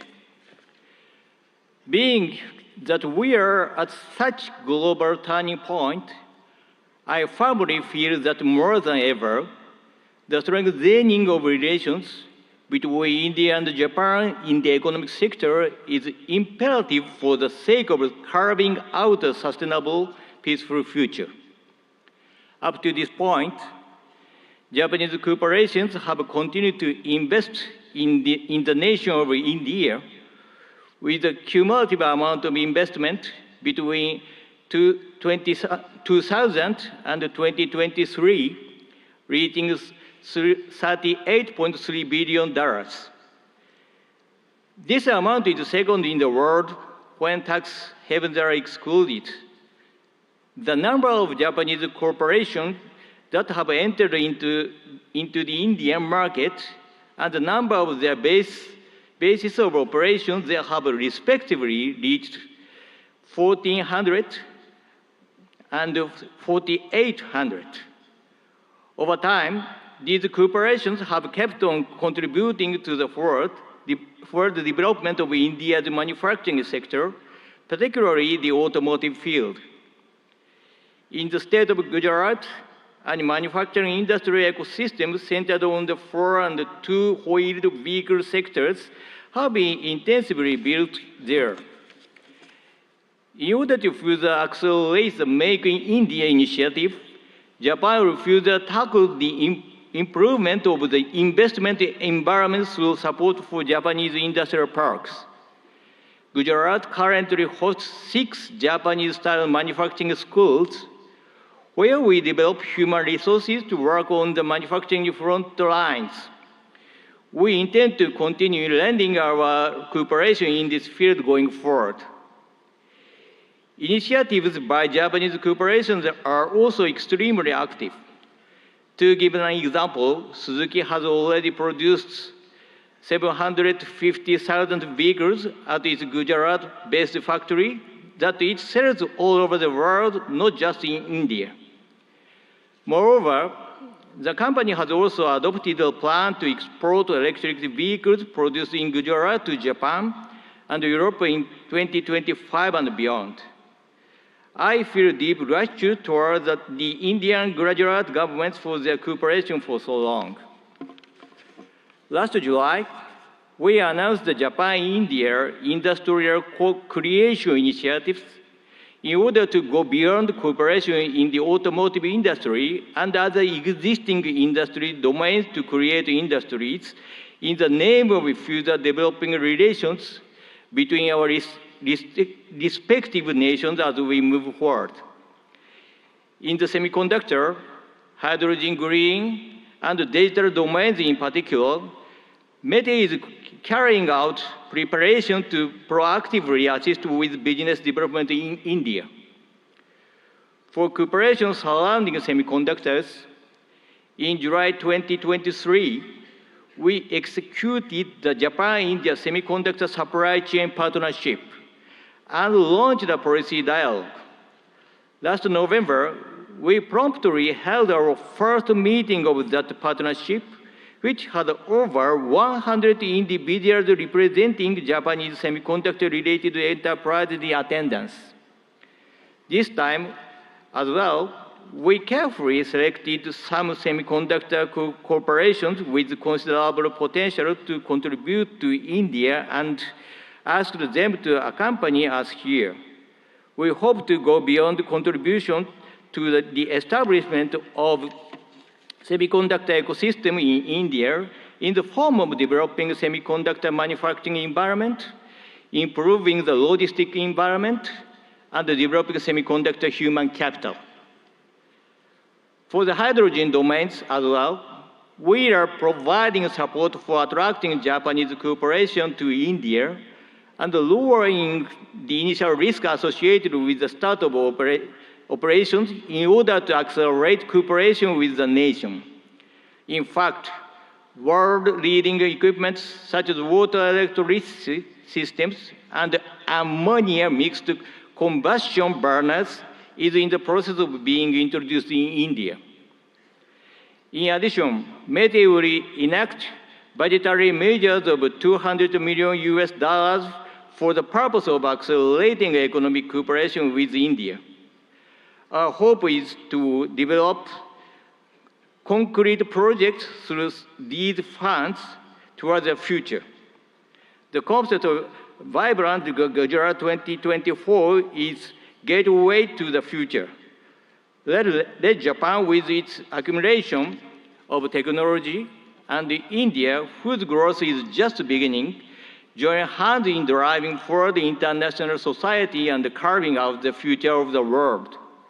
I will close my speech with the pledge of cooperation as a representative of Japan, India's best friend. Thank you for being such an attentive audience. Thank you very much. Thank you very much, sir.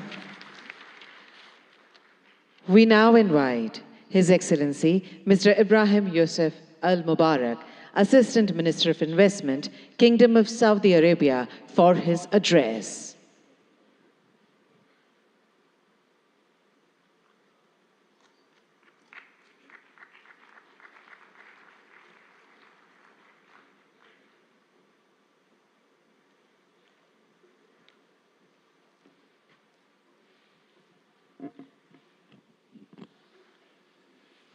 الحمد لله والصلاة والسلام على رسول الله.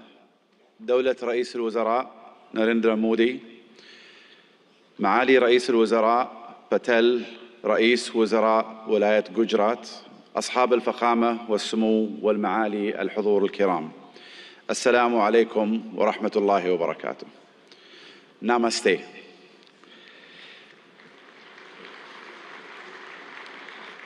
يشرفني الانضمام إليكم هنا في ولاية جوجرات، والتي تجمع اليوم قادة حكومات وقطاع الأعمال والاستثمار من جميع أنحاء العالم، وأنقل لكم تحيات مولاي خادم الحرمين الشريفين الملك سلمان بن عبد العزيز آل سعود، وسمو سيدي ولي العهد ورئيس مجلس الوزراء الأمير محمد بن سلمان إلى حكومة الهند بقيادة دولة الرئيس مودي، لاستضافتها لهذه النسخة 10 من قمة جوجرات العالمية النابضة بالحياة.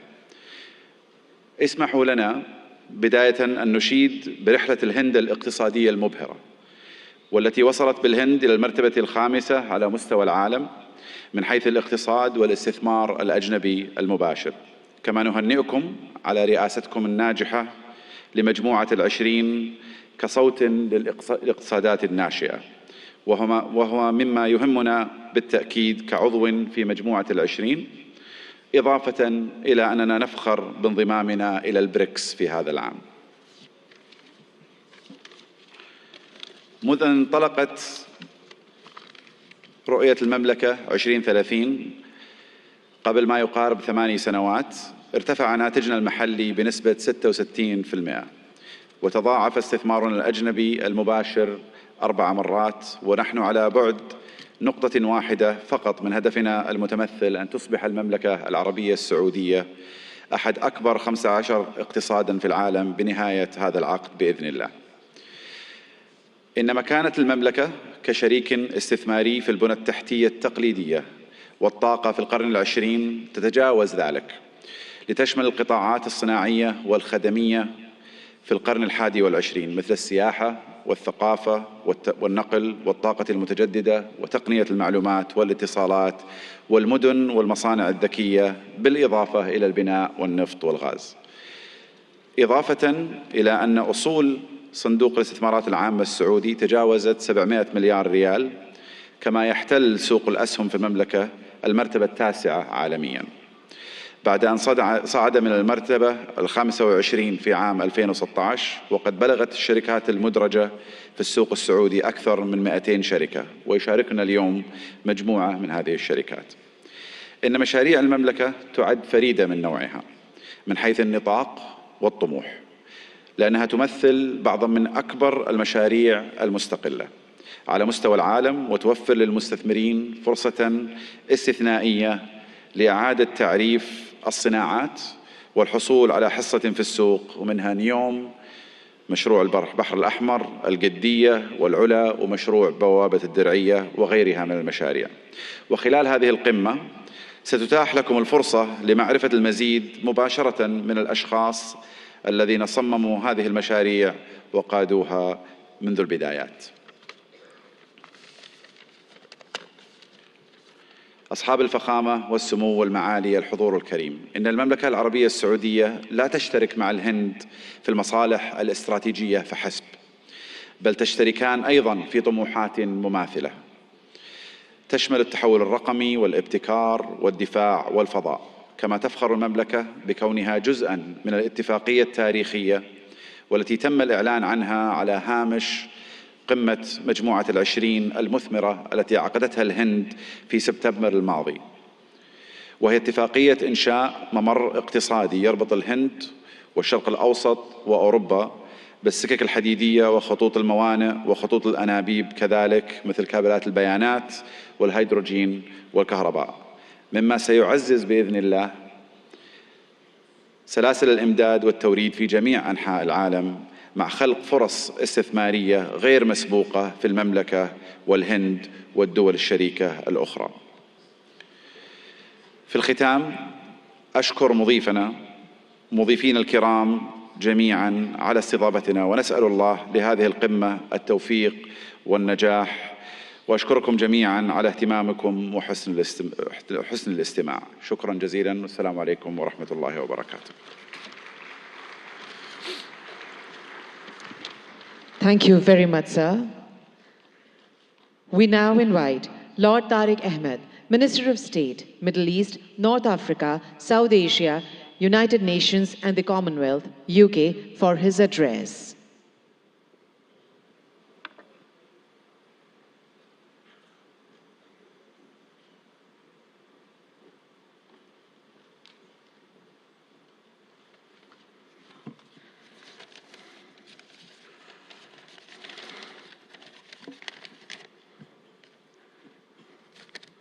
Honorable Prime Minister Narendra Modi ji, Chief Minister, President, Your Excellencies, ladies and gentlemen, and keeping with the tradition, I too can use the phrase, bhaiyo aur behno.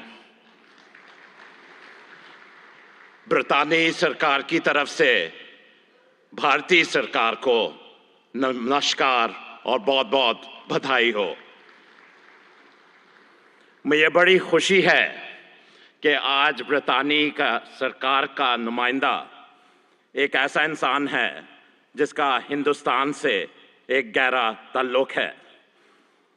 Prime Minister Modi ji, you defined the living bridge between our United Kingdom and India. And therefore it is appropriate that I also extend the greetings of my Prime Minister, Rishi Sunak, indeed the son-in-law of Bharat, the son-in-law of India. And on this occasion of the 10th Vibrant Gujarat, it's my honor to represent the British government on this auspicious occasion. This summit has truly, in every sense, served as a masterclass on how to go about attracting global investors, to have a stake in that remarkable growth, which, as we've seen captains of industry line up and say, is truly remarkable of India-Bharat story.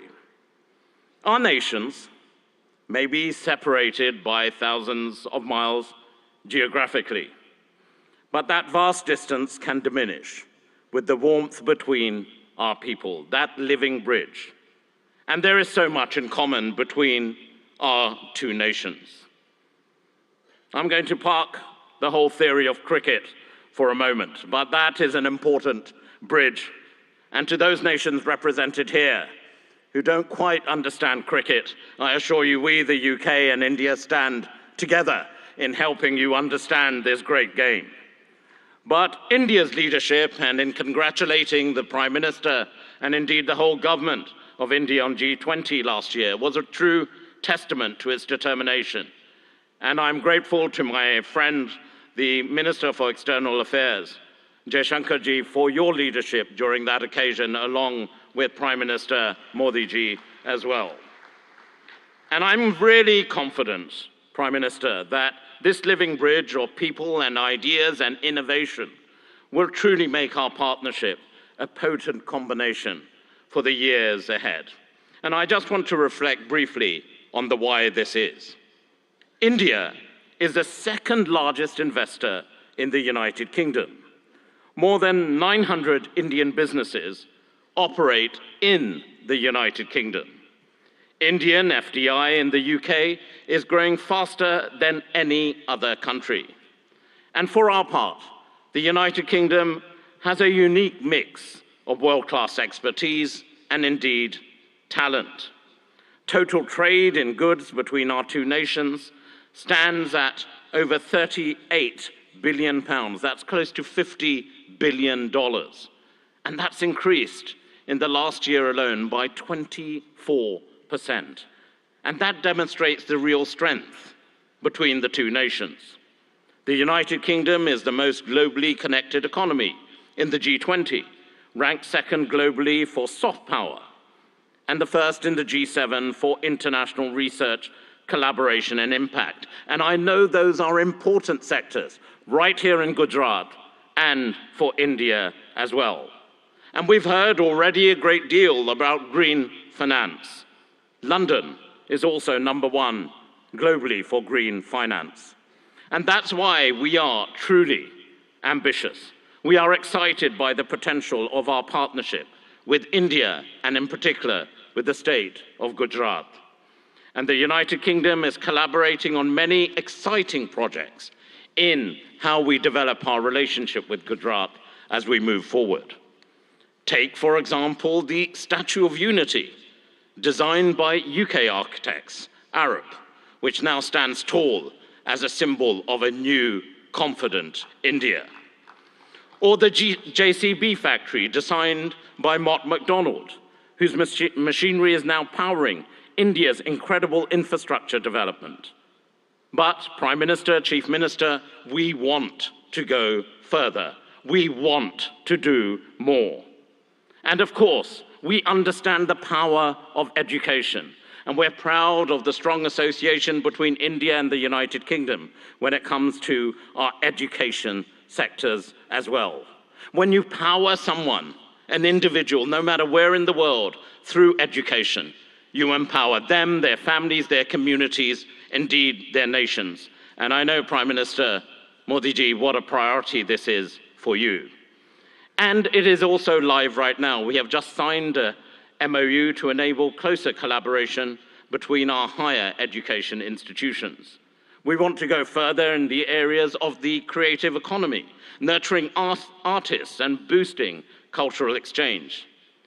Be in no doubt, business links will continue to grow, creating jobs and prosperity, whether it's from here in Ahmedabad to Aberdeen in Scotland in the United Kingdom. Our old friendship is blossoming into a new partnership. Bharat और ब्रितानी एक बहुत गहरी दोस्ती है, एक जिंदा संबंध है. It is a true friendship, a lasting friendship, a deep friendship, and a binding friendship and partnership for today and the future. हमारी तरफ से आपको चीफ मिनिस्टर साहिब, गुजरात इस मौके पे आपका हम बहुत धन्यवाद करते हैं. Thank you so much. बहुत बहुत धन्यवाद. Namaskar. Thank you very much, sir. We now invite His Excellency Mr. Vahan Karobian, Minister of Economy, Armenia.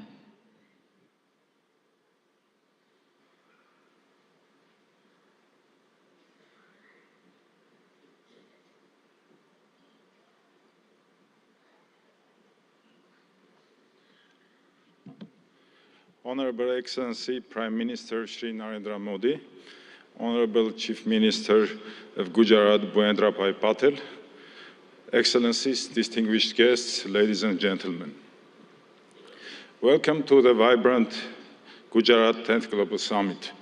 As Minister of Economy of Armenia, I'm delighted to share the remarkable strides of our nation has made, especially in the realm of technology, trade and investment.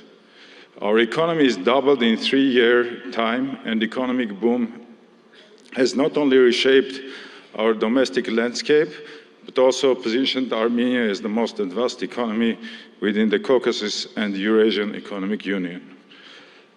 In the burgeoning tech sector, dynamic trade environment and attractive investment opportunities in Armenia have drawn global attention. Our commitment to continuously improving a business-friendly environment is evident in our progressive policies, which have been instrumental in catalyzing growth and innovation. For example, with our good friends from United Arab Emirates, we managed to increase our mutual trade by 10 times to $2 billion in just 2-3 years, building firm trade bridges between different fragments of the world economy. A pivotal aspect of our economic narrative is the increasing movement of trade and investments between India and Armenia. This bilateral investment flow is a testament to the deepening economic ties between our nations.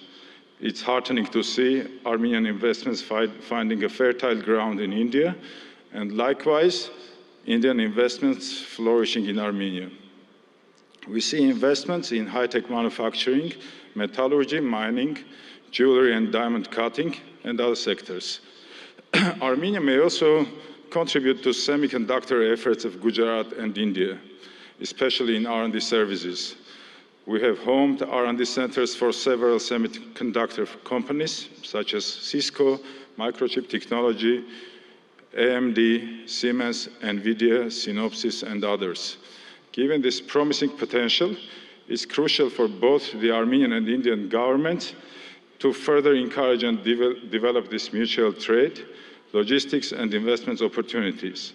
By doing so, we can unlock new avenues of collaboration, foster innovation, and pave the way for a prosperous future. Armenia's strategic position within the Eurasian Economic Union opens up additional prospects. Leveraging this position can benefit businesses looking to tap into the expansive Eurasian market, facilitating industrial development, trade, logistics, and joint ventures. Honorable Prime Minister, recently, Prime Minister of Armenia announced Crossroads of Peace project that is aimed to strengthen logistics and economic connectivity across the region. As we convene at this summit, I offer you to explore the logistics opportunities to connect India and Europe via Iran's Chabahar, Armenia, and Georgia. This multimodal transport route, which is under development now, may become a competitive linkage between Europe or Eurasia and India. For centuries, Armenian traders were actively engaged in trade between India and Europe. Let's strengthen our ties again, embark on new ventures, and march towards a future marked by shared success and mutual growth. Thank you for the honor of presenting Armenia at this prestigious summit. Together, let's build a framework for sustained cooperation and mutual investments that benefits both our great nations and the region as a whole. Let's build the gateway to the future. Thank you. Thank you very much, sir. We now invite His Excellency, Mr. Teeth Risalo, Minister of Economic Affairs and Information Technology, Estonia.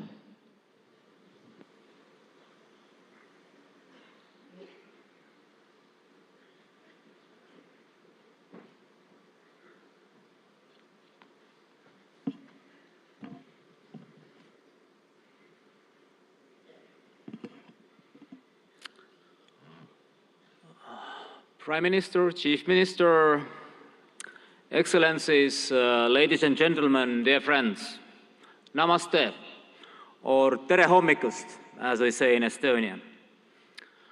I believe India is a spiritual country where people believe still in miracles. And let me present you one straight away. It's me standing here representing the Republic of Estonia, free and independent country with a population of 1.4 million. Archaeology tells us that Estonians have been living in the same place for 5,000 years. But from the written history of 1,000+ years, we have been independent only 50. Despite that, we have maintained a unique culture and a full-blown, unique language and a full-blown culture. We regained our independence only 30 years ago. We started from zero. We had devastated economy, zero capital, and no major natural resources. For now, we are widely recognized as first and one of the most advanced digital societies.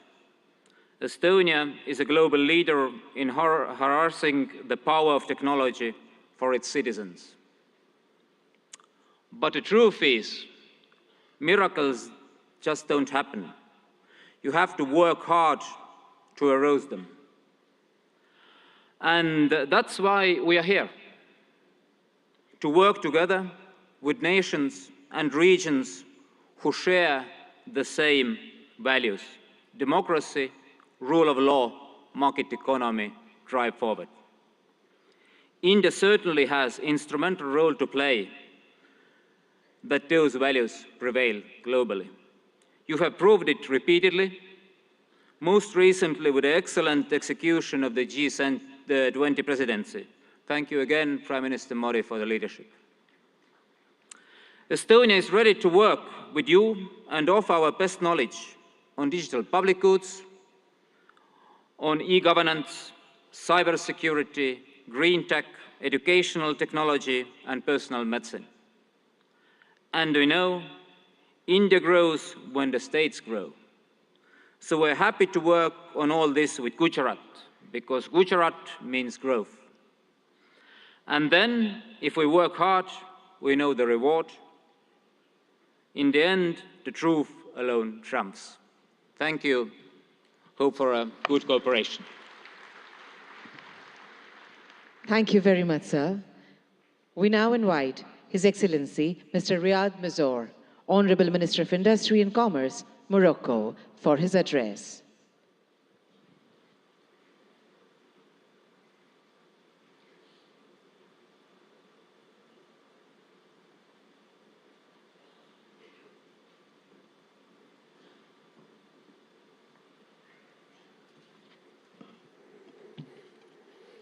Honorable Shri Narendra Modi, Prime Minister of Bharat.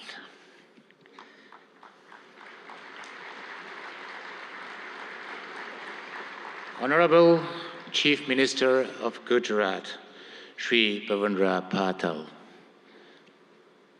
Honorable Head of States, Chief of Governments, Ministers, Excellencies, ladies and gentlemen, it's my honor and distinct privilege to address this esteemed assembly at the 10th Vibrant Gujarat Global Summit, representing the Kingdom of Morocco.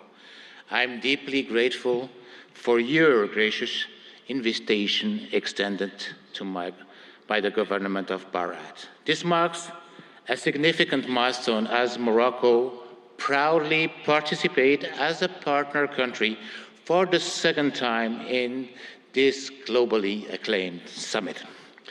This summit, an initiative that we owe you, Prime Minister Modi, that we owe to your leadership, stands as a beacon of opportunity, not only in fostering business projects, but also in fortifying the enduring bonds of cooperation and friendship that so splendidly unites Morocco and Bharat.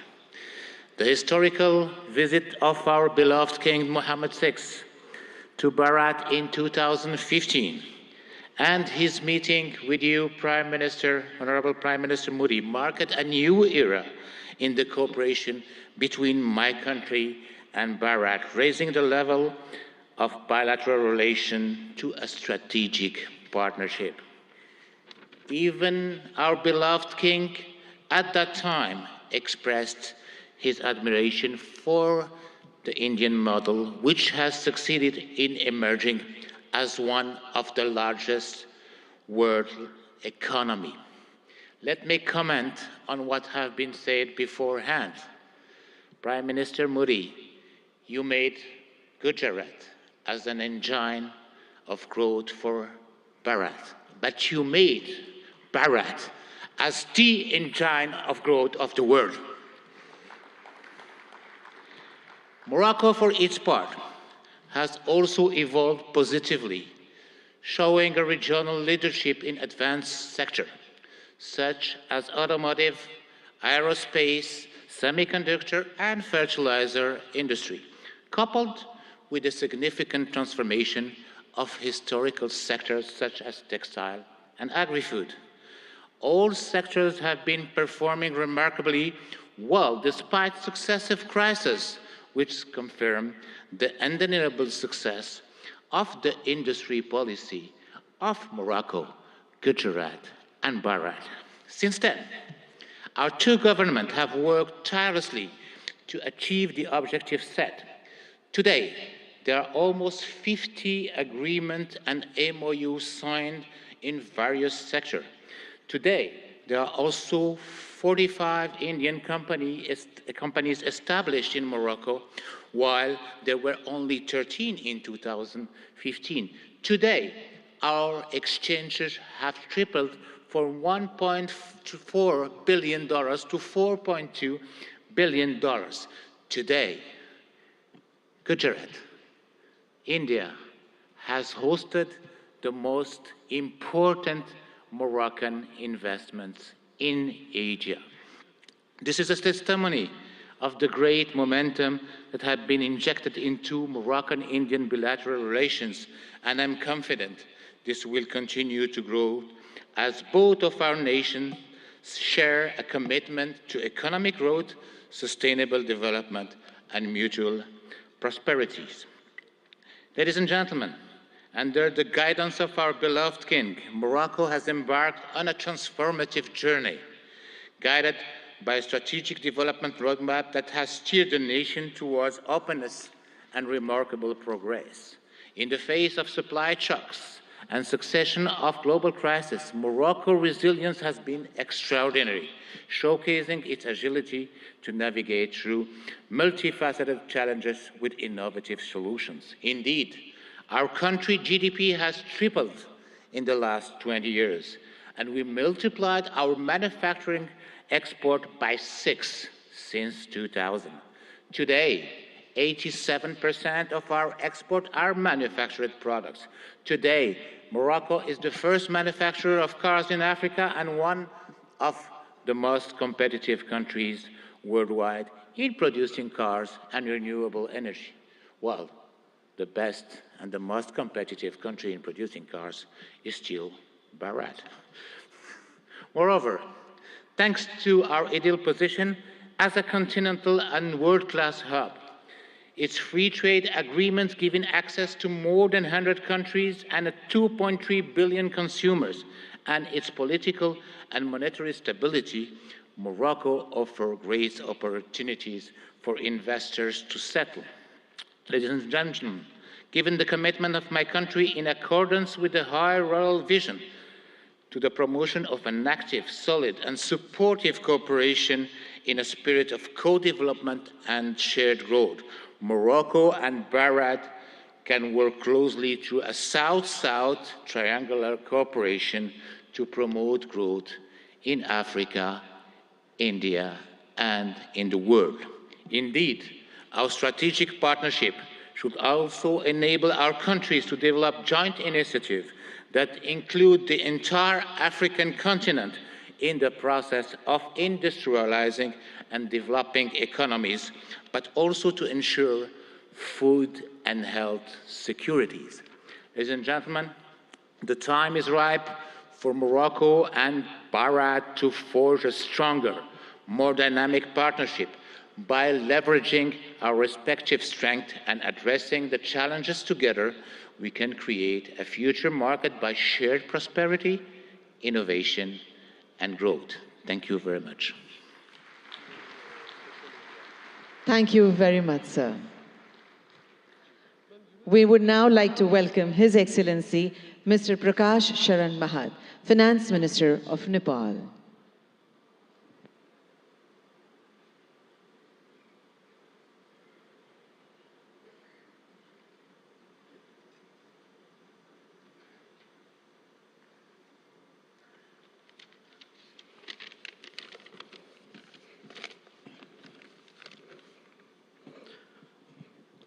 Right Honorable Prime Minister Shri Narendra Modi ji, Honorable Chief Minister of Gujarat Shri Bhupendra Bhai Patel ji, distinguished participants, ladies and gentlemen, warm greetings from Nepal.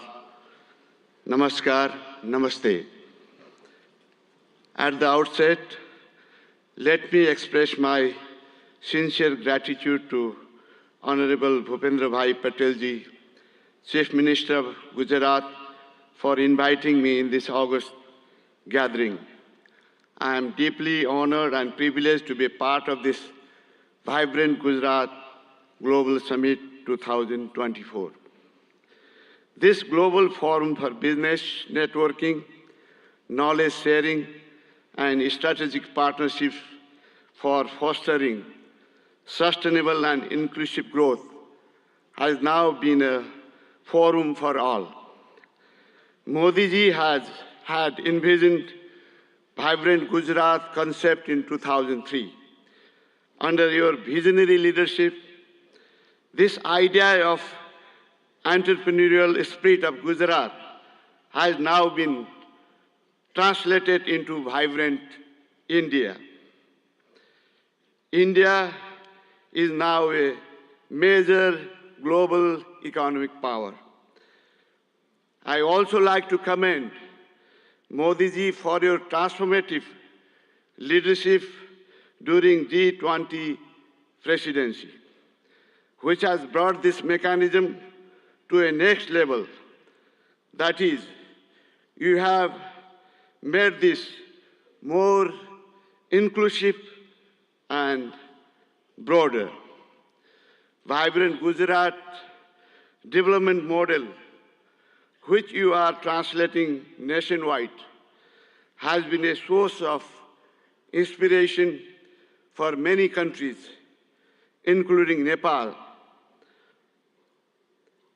is now managing financial resources and technological know-how for addressing economic, social, and environmental challenges of our time. Nepal and India, actually, Bharat, since thousands of years, have common places of great Hindu and Buddhist religious worships.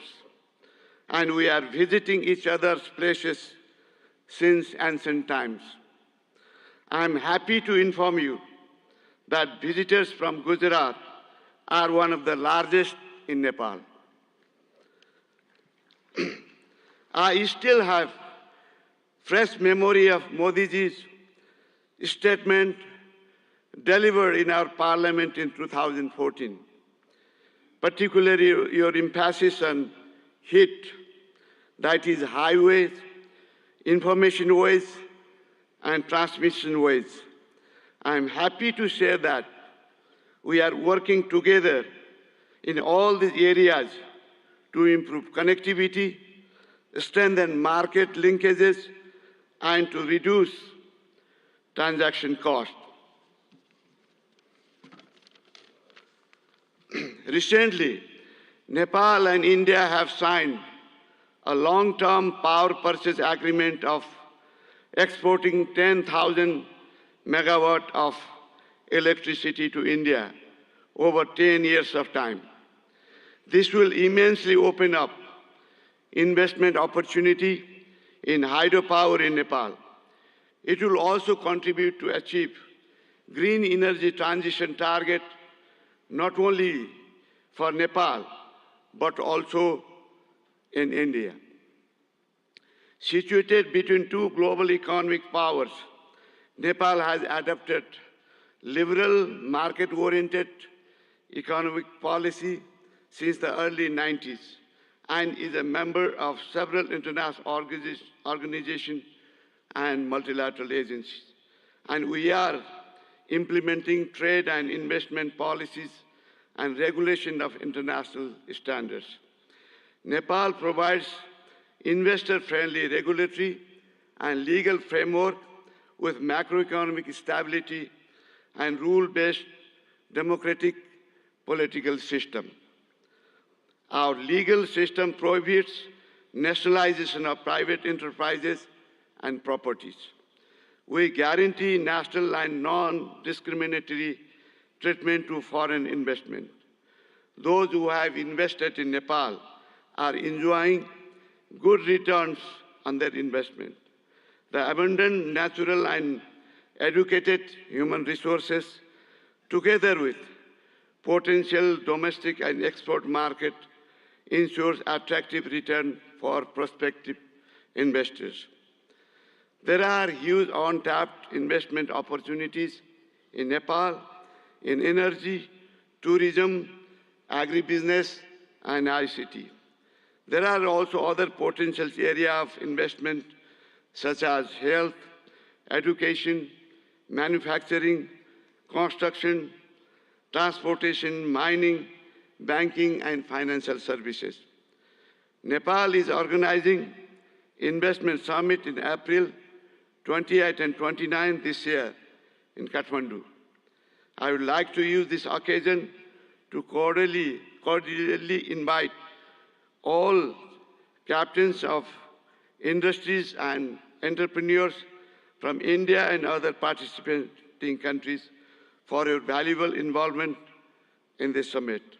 I hope your innovative business ideas and investment decisions will be a milestone for unlocking growth potential of Nepal. Once again, I would like to express my sincere thanks to the state government of Gujarat for providing me this opportunity to witness remarkable confluence of minds and energies in vibrant Gujarat Global Summit. I wish for the grand success of this summit. Thank you very much. Thank you very much, sir. We now invite His Excellency Mr. Tran Lu Quang, Deputy Prime Minister of the Socialist Republic of Vietnam, to deliver his address.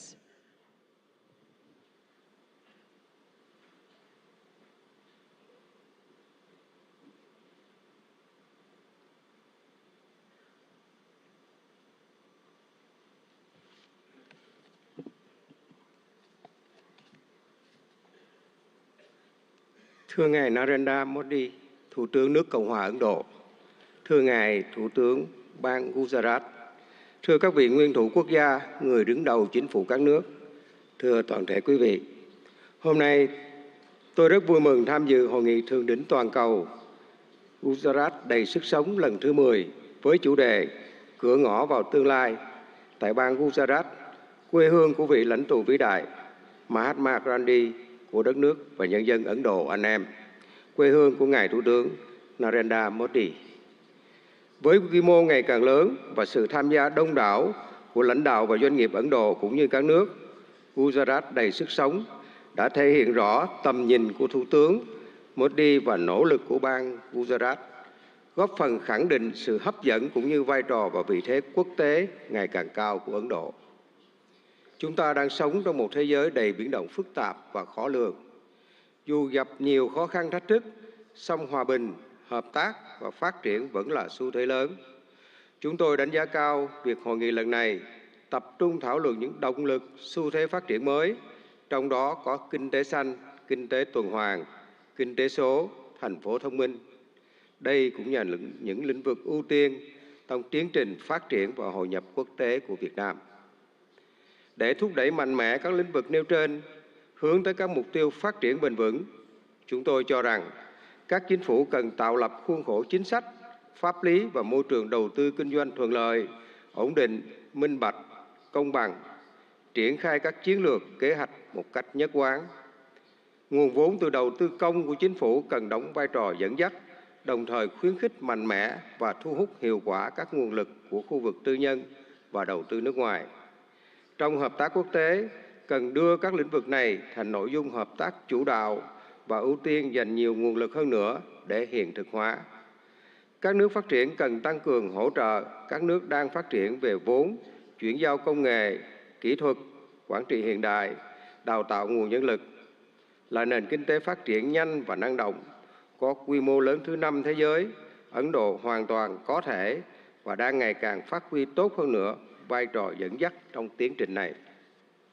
Thưa tất cả quý vị, thời gian qua, quan hệ hữu nghị truyền thống và đối tác chiến lược toàn diện giữa Việt Nam và Ấn Độ không ngừng phát triển trên các lĩnh vực.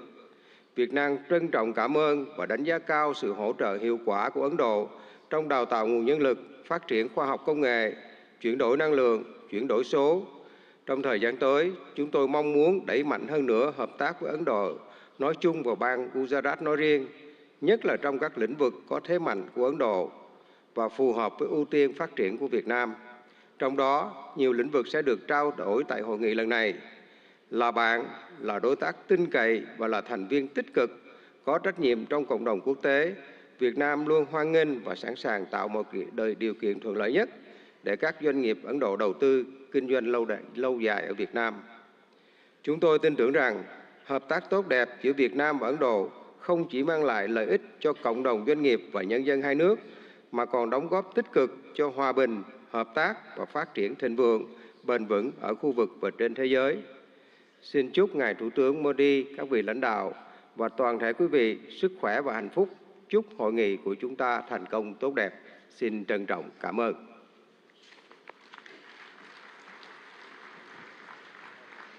Thank you very much, sir. We now honored to invite His Excellency Mr. Petr Fiala, Honorable Prime Minister, Czech Republic, for his address.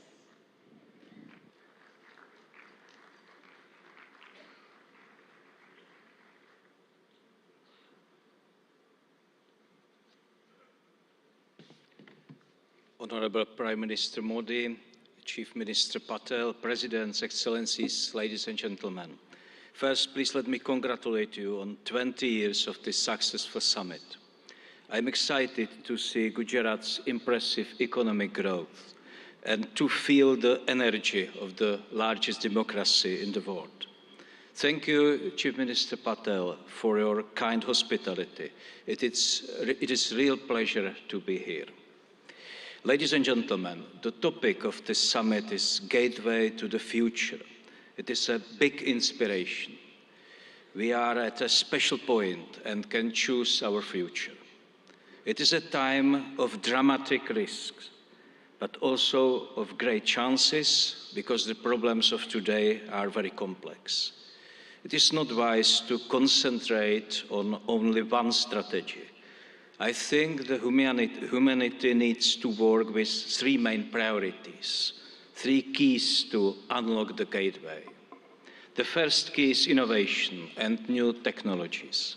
The second key is advanced industry. And the third key is applied research, which benefits the public, like in health and medicine. Please let me tell you about the position of the Czech Republic. The first key is innovation and new technologies.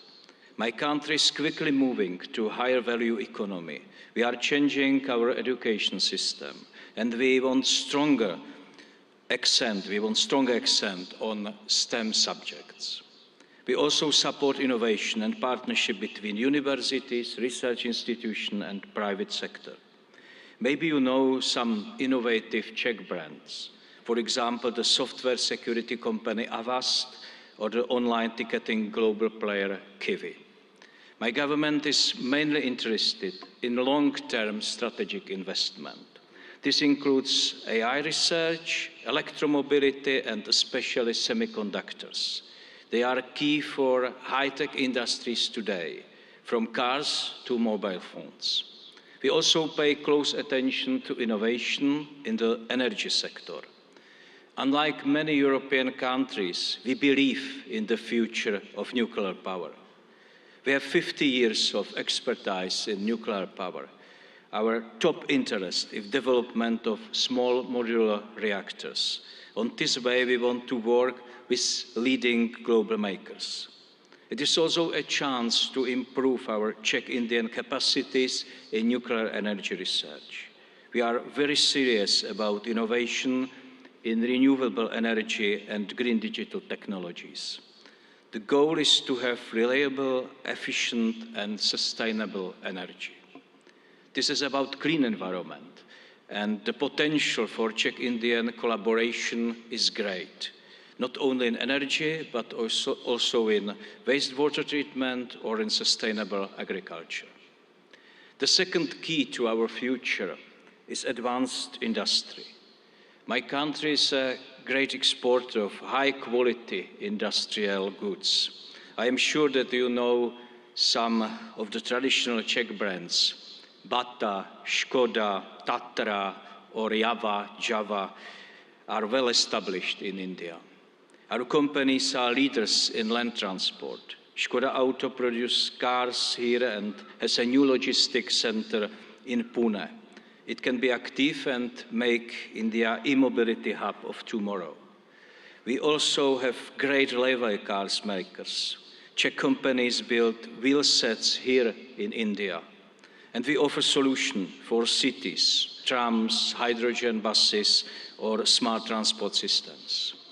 We have many advanced companies in the space industry. It is very strong in the Czech Republic. Their products are parts of rockets and satellites from the European Space Agency and others. Our aerospace and defense industry is always ready to help our friends in India. In all sectors of our industry, we are proud of traditional and new products and their quality. The third key is applied research in fields like healthcare and medicine.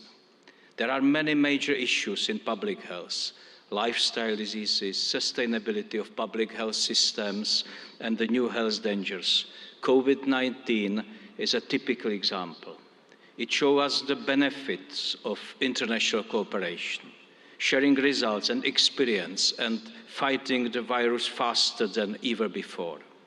It also shows us the need to be prepared for other new dangers. In health and medical science, fast innovation can bring big benefits to people. Its importance will only increase. There are many bad demographic and lifestyle trends in the world today. And health and medical research is also a very important driver of future economic growth. I am very pleased that Czech Republic and Indian universities cooperate successfully in this area. Tomorrow I will visit the NIMS University in Jaipur. It has a strong focus on medical research and training of health professionals. It is an institution which applies experience of top Czech and Indian experts. Ladies and gentlemen, I briefly presented three areas, three keys which can unlock the gate to our future. With them, we have a chance for a sustainable future. It offers a better life for humanity. All of them are connected to science, technology, and innovation. This is intentional. I believe that knowledge is the most important factor for growth, well-being, and happiness. I am very happy that the partnership between India and the Czech Republic is based on this vision. We show this today together with Prime Minister Modi by endorsing our strategic partnership on innovation. The partnership covers many areas, including science, new technologies, energy, healthcare, or infrastructure. There is great potential in this joint statement. India and Czechia understand the role of innovation in solving the challenges of today. Our countries believe that the economy of the future will depend on deep cooperation. This gives me great hope that our partnership will bring concrete results for our peoples. Ladies and gentlemen, the future can bring many new problems, but we already know how to be prepared by focusing on skills and innovations and by working with trusted partners. I wish you a successful discussion and thank you.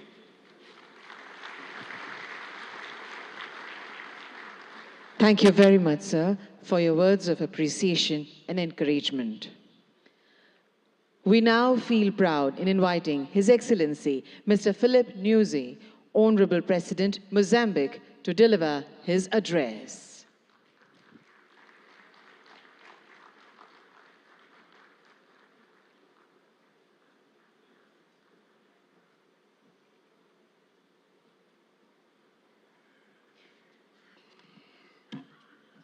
Muito obrigado. Sua Excelência Narendra Modi ji, Primeiro-Ministro da República da Índia. Sua Excelência José Ramos Horta, Presidente de Timor-Leste. Sua Excelência Petra Fiala, Primeiro-Ministro da República Tcheca. Sua Excelência Bhupendra Patel, Ministro-Chefe do Estado de Gujarat. Senhores ministros presentes nesta cimeira, minhas senhoras e meus senhores. Inicio a minha intervenção saudando e agradecendo a Vossa Excelência e meu irmão Narendra de Mordadas Modi Primeiro-Ministro da Índia, pelo convite que nos foi formulado na qualidade de parceiro para participar neste evento de grande relevância para os nossos países. Aproveito a ocasião para felicitar a vossa presidência do G20, o momento histórico que conseguiu colocar o continente africano, ou seja, a União Africana, como membro permanente do G20. Saudamos de forma distinta a Sua Excelência Bhupendra Patel, Ministro-Chefe do Estado de Gujarat, ao povo e governo de Gujarat, pelo acolhimento que nos tem sido dispensado desde a nossa chegada a esta histórica cidade industrial, o maior centro de refinaria de petróleo do mundo e de corte de polimento de diamantes.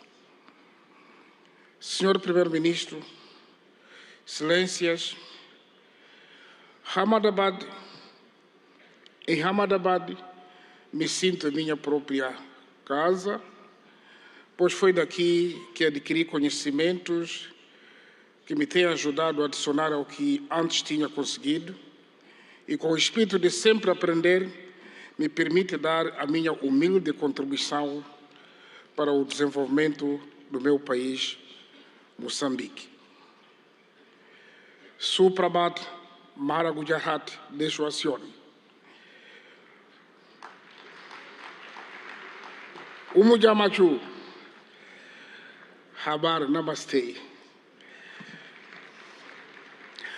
A República de Moçambique participa neste fórum singular de Gujarat com o objetivo de aprender e partilhar a experiência a nível estatal, empresarial, da sociedade civil e da academia, conforme está estruturado no evento.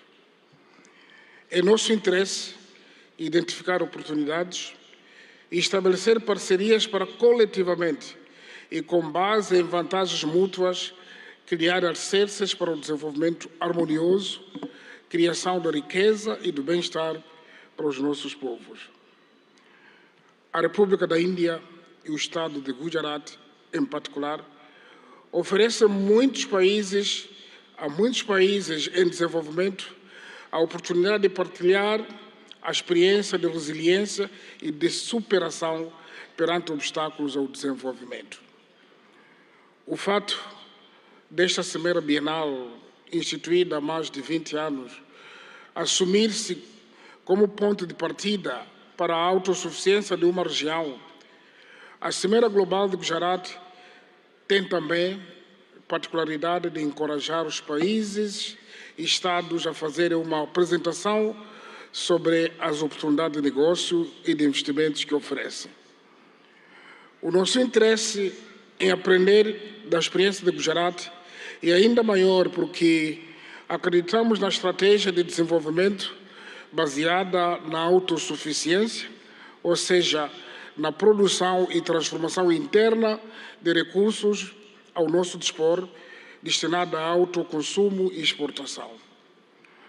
Por outro lado, os momentos temáticos agendados nesta edição da Cimeira Global de Gujarat abrangem áreas importantes para o fortalecimento da nossa cooperação bilateral.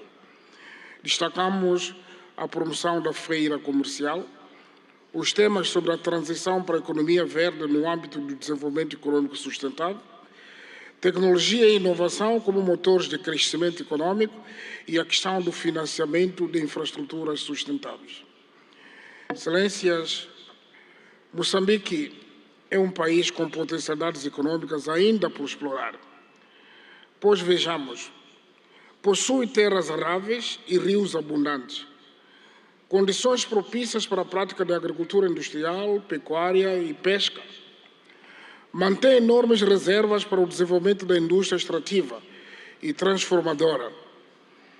O país dispõe ainda de grandes reservas de areias pesadas, para além de outros minérios de elevado valor comercial, como tais diamantes, pedras preciosas, cobre, ferro, grafite, aliás, Falando do grafite, o CEO da Suzuki falou da produção de baterias. Imediatamente eu convido para produzir em Moçambique, porque grafite está em abundância. Mas também Moçambique possui carvão mineral e já estamos a exportar para este país em grandes quantidades. Isso só para citar alguns exemplos. O nosso país é também conhecido como detentor de enormes potenciais energéticos, energia hídrica, eólica e solar, e estamos agora a projetar a construção de uma grande barragem hidroelétrica para mais de 1.500 megawatts. Esperamos que pode haver interesse de participar conosco ainda. Isso incluindo também uma das maiores reservas de gás natural do mundo, na bacia do Rovuma. Aliás, sei dizer que 3 empresas maiores deste país são parceiros na exploração do gás em Moçambique. Moçambique oferece igualmente oportunidades para o desenvolvimento de todo tipo de turismo, incluindo o ecoturismo. O nosso país, por ser banhado pelo nosso oceano comum, que é o Oceano Índico, permite que o canal de Moçambique seja a rota comercial estratégica de muitos países, incluindo os países de Interland da África Austral, cujo acesso ao mar é através de Moçambique. Também desfilou neste pódio o CEO do DP World. Ele pode ser testemunho porque já estão a operar nos portos moçambicanos. Portanto, investir em Moçambique é também tirar benefício das oportunidades econômicas que a sub-região da África Austral, isto é, dos países da SADC, oferece com um mercado de mais de 250 milhões de habitantes. A legislação sobre investimentos em Moçambique oferece um pacote de investimentos de incentivos aos investidores que decidam apostar no país para a produção de bens e serviços que criam oportunidades de emprego para os jovens moçambicanos e concorram para o acréscimo de valor, industrialização e modernização da economia.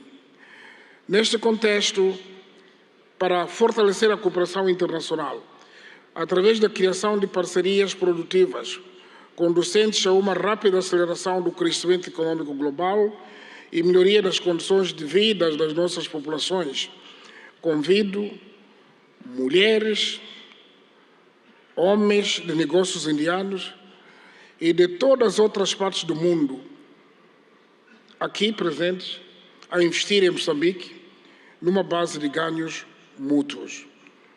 O governo de Moçambique tudo faz e fará de modo a assegurar uma parceria econômica em que todos saiamos a ganhar e juntos contribuamos para um mundo próspero para nós e para as futuras gerações. Termino afirmando que a meta coletiva ficou patente, que é melhorar as condições de vida da humanidade, num ambiente de paz, cooperação, solidariedade e de sustentabilidade em que se respeite e se preserve o planeta Terra, a nossa casa comum. Fazemos votos que desta semeira brotem negócios viáveis em benefício dos nossos países e povos. A todos desejamos melhores venturas e muitos sucessos na criação do progresso e bem-estar comum. Obrigado, parabéns, Primeiro-Ministro Modi. Thank you so much, sir, for your words of praise and your insights on shared journey of development. We would now with pleasure invite His Excellency, Mr. José Ramos Mirta, Honorable President Timor-Leste, to deliver his significant address.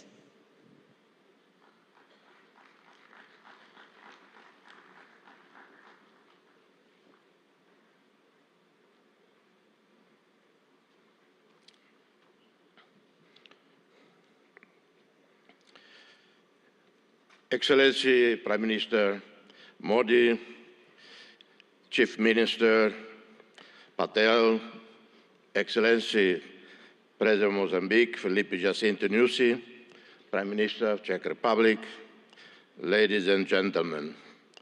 It is always a real pleasure to set foot on this land of a great ancient civilization.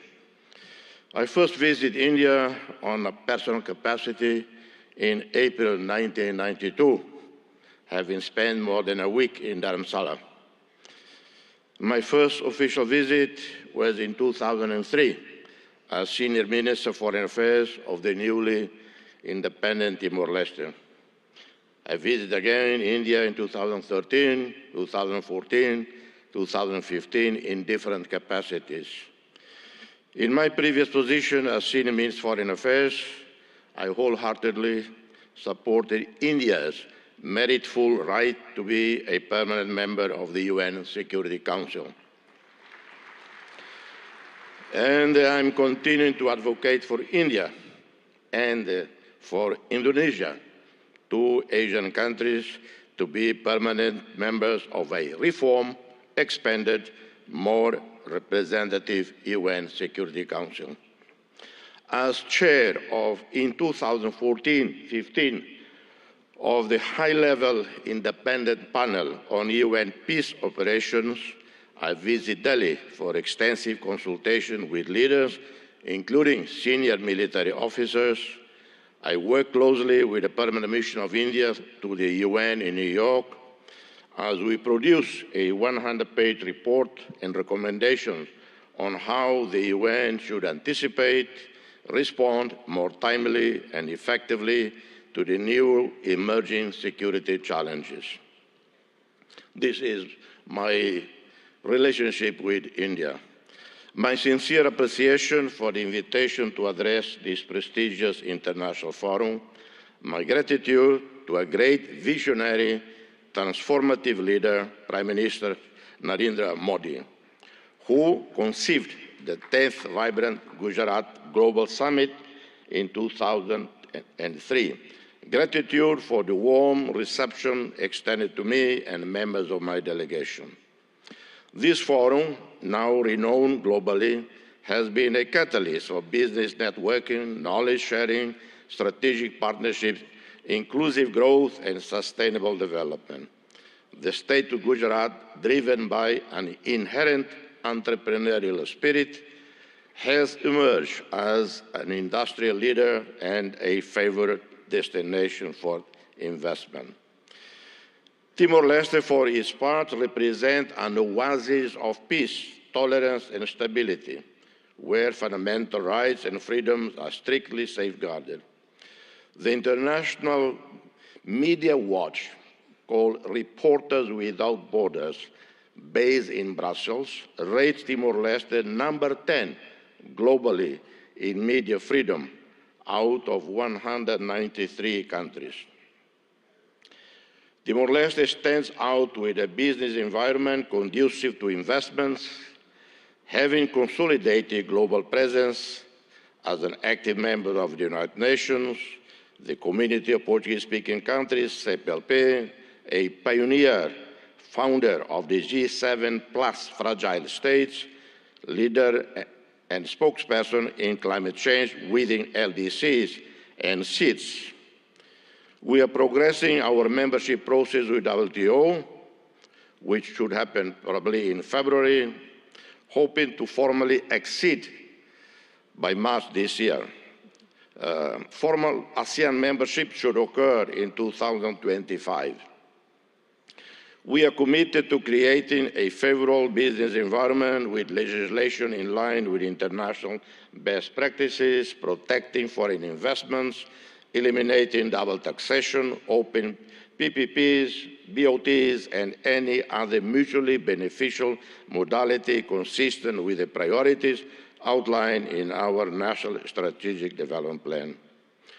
We have a sovereign wealth fund with significant investments in US Treasury bonds and other developed market bonds, and have invested significantly in equities internationally with more than 1,000 portfolios, with annual returns of over 8%.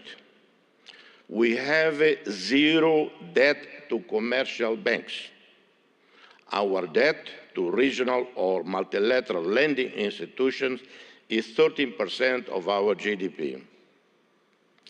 Our young and vibrant diaspora present in countries such as Australia, South Korea, Indonesia, Malaysia, Portugal, the United Kingdom contribute significantly to the development of both host countries and Timor-Leste, with foreign remittances being an important part of our society well-being. We invite you, ladies and gentlemen, to invest with us, be part of the realization of a dream. Opportunities abound. I outline some. In the tourism sector, almost the entire northern coast of Timor-Leste, plus Atauro and Jaco Islands, teem with the richest biodiversity in the world. That's according to Conservation International, not according to me personally. Boasting the healthiest coral biodiversity in the entire region, known as the Amazon of the seas. Atauro Island, located north of Timor-Leste's capital, is recognized as a most important part of the global center of marine biodiversity and a global priority for conservation. We integrate a region that covers 1.6% of the planet's ocean area, bursting with marine life, home to 76% of all known coral species in the world, and habitat of more than 3,000 species of fish. We are seeking investments and partnerships in hotels, resorts, homestays, convention centers, restaurants, services, customer support, wellness, and hospitals. In the oil, gas, minerals and renewables, we have a vast resources, oil and natural gas reserves, onshore and offshore, within our exclusive economic zone, where the Greater Sunrise gas field stands out, whose consortium led by Woodside is expected to bring this important wealth onshore very soon. In the coming years, Timor-Leste will invest in the construction of a modern gas pipeline and petrochemical industry as part of our major Tasimane project. This major national investment includes, among others, the construction of a refinery, the adaptation of our power station to natural gas, and the development of a multifunctional supply base for all their related needs. We also have large reserves of other minerals, huge marble structures, limestone, as you know, a key resource for the development of cement industries and other construction products, capable of feeding the domestic market and supplying growing foreign demand. Green economy, renewable energies. Committed to sustainable development, we seek to invest in renewable energy as prudent, incremental transition to renewable energies. We are looking forward to working with the UAE, led by a visionary leader, our friend, President Sheikh Mohammed bin Zayed Al Nahyan, with whom we share many commonalities. This is in line with commitments made at the recent COP28 summit held in Dubai. I take the opportunity to congratulate His Royal Highness, the President of UAE, Sheikh Mohammed bin Zayed Al Nahyan, for the success of the UAE chairmanship of the 28th Conference of the Parties to UNFCCC. We have a great potential for developing solar and wind energy production fields, and some projects are underway with the support of the Asia Development Bank, namely in the municipality of Manatutu, where an initial investment of US $120 million is expected to produce in 25 years, overall return above US $300 million. We seek to develop hydroelectrics with the construction of dams and mini hydroelectric plants that can take advantage of the mountainous terrain and rainy season, guaranteeing access to clean energy and reserve water for irrigation and urban supply. infrastructure and transport. In the last 15 years, we have seen dramatic improvements in our infrastructure sector. National roads, electricity now covering 96.1% of the country, one state-of-the-art port, the Port of Tiber Bay, operating since 2022, with a total investment of $280 million. This was a first public-private partnership celebrated between Timor-Leste with the French Bolloré Group and the World Bank. One of the best projects in this sector, it is capable of transforming this port into a hub for connecting people and goods at regional level. We are also starting the first phase of the expansion of Dili International Airport with an initial investment of $97.7 million, partially funded by the ADB, IFC, and the governments of Australia and Japan. This includes expanding the runway, building a modern terminal. This links up to a wider program facilitating air services with other national and regional airports, combined with aircraft maintenance network capable of transforming Timor-Leste into a hub for air connectivity and services. In connectivity, we are looking forward to the arrival onshore in Dili in 2024, 9 months from now, of a submarine cable from Port Hedland, Australia, a project funded by the Australian government. Health, the development of the national health system with improvement and modernization of our primary, secondary, tertiary healthcare network go hand in hand with investments planned in tourism, infrastructure, in different economic activities, responding to the needs of our national and foreign customers. We are looking at building new, modern, well-equipped hospitals. In 2002, we had 20 medical doctors for roughly 900,000 people. In 2024, we have over 1,200 medical doctors for 1,400,000 people. Our ASEAN roadmap and accession anticipates the construction of suitable infrastructure to host international summits, such as airports, communication facilities, five-star hotels, convention centers, modern health and hospital services. Agriculture, fisheries, and forestry. Timor-Leste has great potential for agricultural development. Traditional crops such as rice, coffee, maize, cassava, cocoa, vanilla. We have one of the best, or I would say the best coffees in the world. I apologize to any coffee producing country here, but I think we are rated the best in the world. And the Prime Minister, I suggest Indians should drink more coffee. That would help selling our coffee. We plan to develop projects that can respond to the needs of domestic consumers, enhance food security and self-sufficiency in order to reduce excessive dependence on imported food. We will invest more in the production, processing, distribution, and export of meat, fish, and seafood, milk, and dairy products with added value that may contribute to reducing malnutrition and poverty.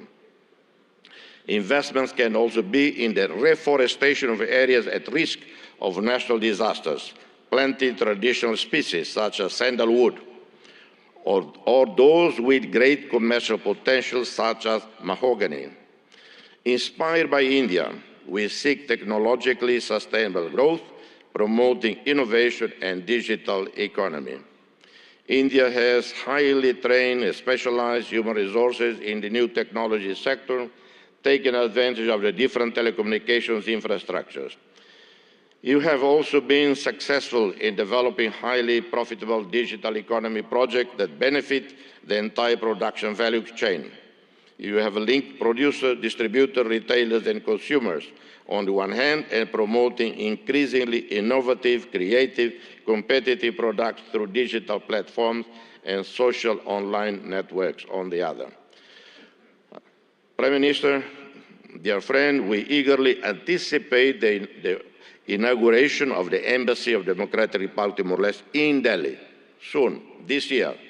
Simultaneously, we await with great anticipation the opening of the Embassy of India in Delhi, thereby solidifying the visionary concept put forth by Your Excellency Prime Minister Modi, a call to forge a Delhi axis of progress and development.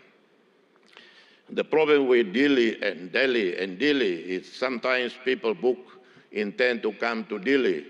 Instead, they end up in Delhi. And it happened many times. This axis of progress is set to build upon the robust foundations laid by our shared bilateral and multilateral cooperation. It promises to be a testament to an enduring friendship, echoing the dedicated service of Indian diplomats, such as Ambassadors Kamalesh Sharma, Atul Kar, two dear friends, who serve in our country as special representatives of the UN Secretary General in Timor-Leste. Our gratitude extends to the 7,737 peacekeepers, military and police, who played a critical role over a decade of United Nations missions in Timor-Leste. India, a active contributor to UNTAED, UNICEF, UNOTIL, UNMIT, played a critical role in fostering stability and security in Timor-Leste. India's commitment to assisting Timor-Leste in developing essential human resources, diplomats, and the leadership officers as part of its process to accession to ASEAN is highly commendable, and we are very grateful to you, Prime Minister. Notably, 12 diplomats have recently undergone training at the Sushma Swaraj Institute of Foreign Service, a demonstration of fulfillment of this commitment. We hope to expand this partnership in coming years. May this summit thrive as a catalyst for fostering fruitful partnership for global sustainable development and shared prosperity. I thank you, and God bless you all. Thank you. We are privileged to have heard the Nobel laureate, His Excellency Mr. Jose Ramzota. Thank you so much, sir, for your enriching address. Honorable Prime Minister Shri Narendra Modi ji, a global leader rooted in the philosophy of Vasudhaiva Kutumbakam, envisions a sustainable future through initiatives like Viksit Bharat at 2047, aiming for a developed India by 2047 with a 5 trillion economy. He relentlessly emphasizes sustainable growth. Hailing from vibrant Gujarat, Modi ji's leadership reflects its ethos of entrepreneurship and progress, showcasing Gujarat as a model for development. His global outlook aligns with a vision for an inclusive and prosperous future inspired by Gujarat's cultural richness and economic vibrancy. स्वयं की ज्योति से चमकेगा वो तो हीरा लाल है, स्वयं मस्तक पर जिसके दामोदर का हाथ है. Ladies and gentlemen, please join your hands together to welcome the one and only Honorable Prime Minister of India, Shri Narendra Modi ji.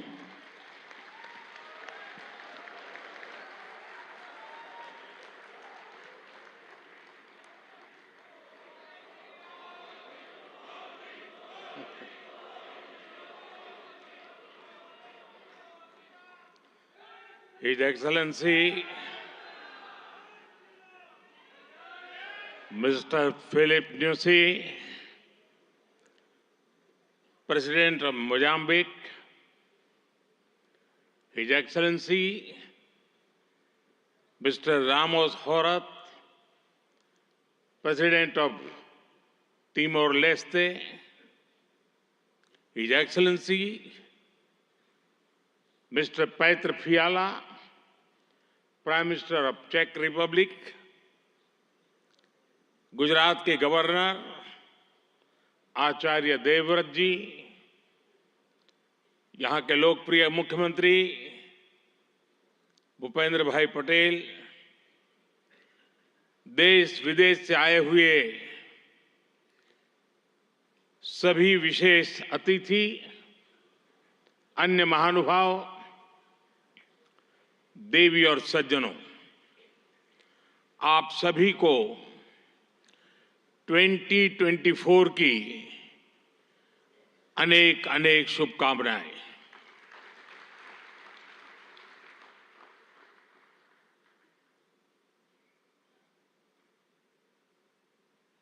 निकट भूतकाल में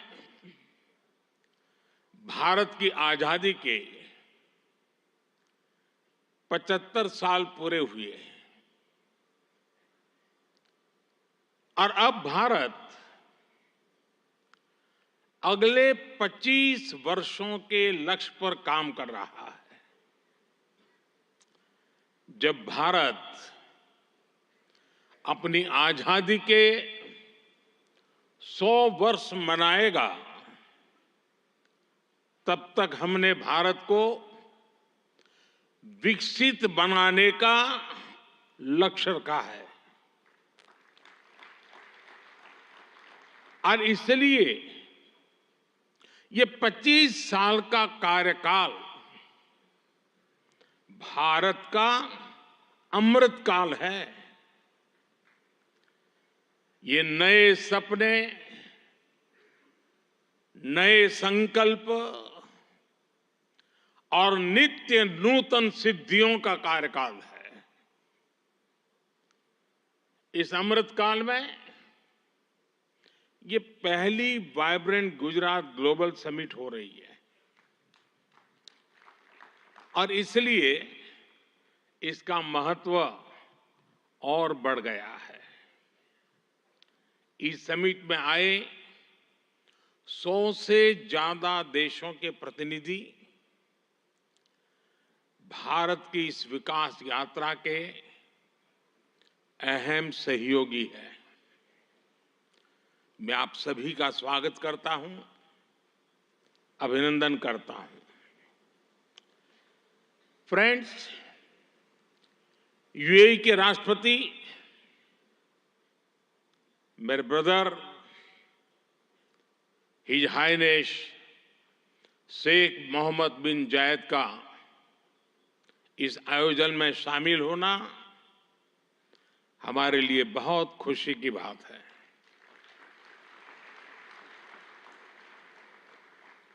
वाइब्रेंट गुजरात में इस समिट में उनका यहां चीफ गेस्ट के तौर पर उपस्थित होना भारत और यूएई के दिनों दिन मजबूत होते आत्मीय संबंधों का प्रतीक है।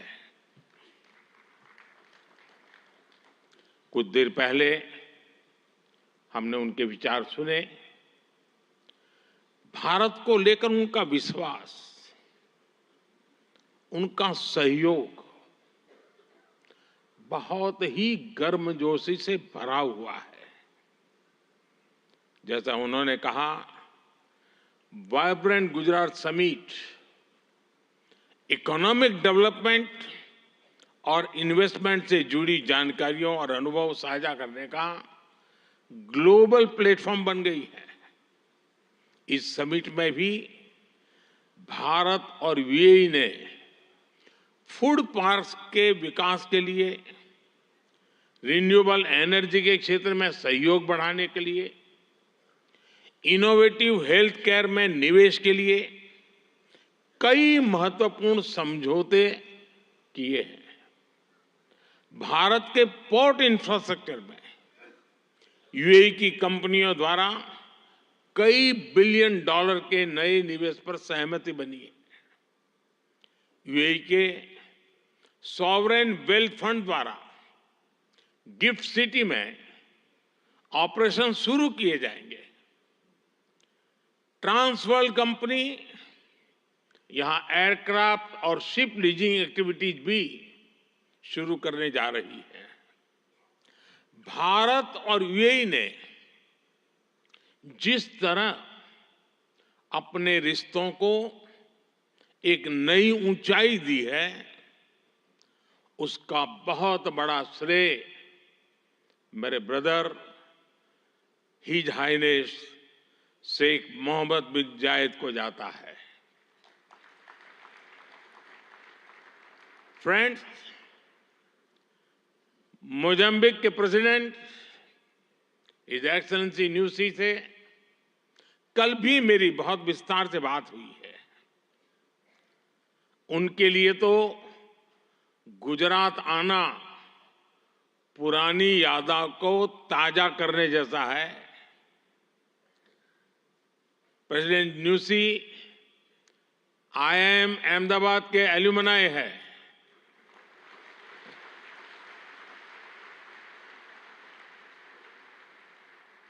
भारत के लिए गर्व की बात है कि हमारी G20 प्रेसिडेंसी में अफ्रीकन यूनियन को स्थायी सदस्यता मिली।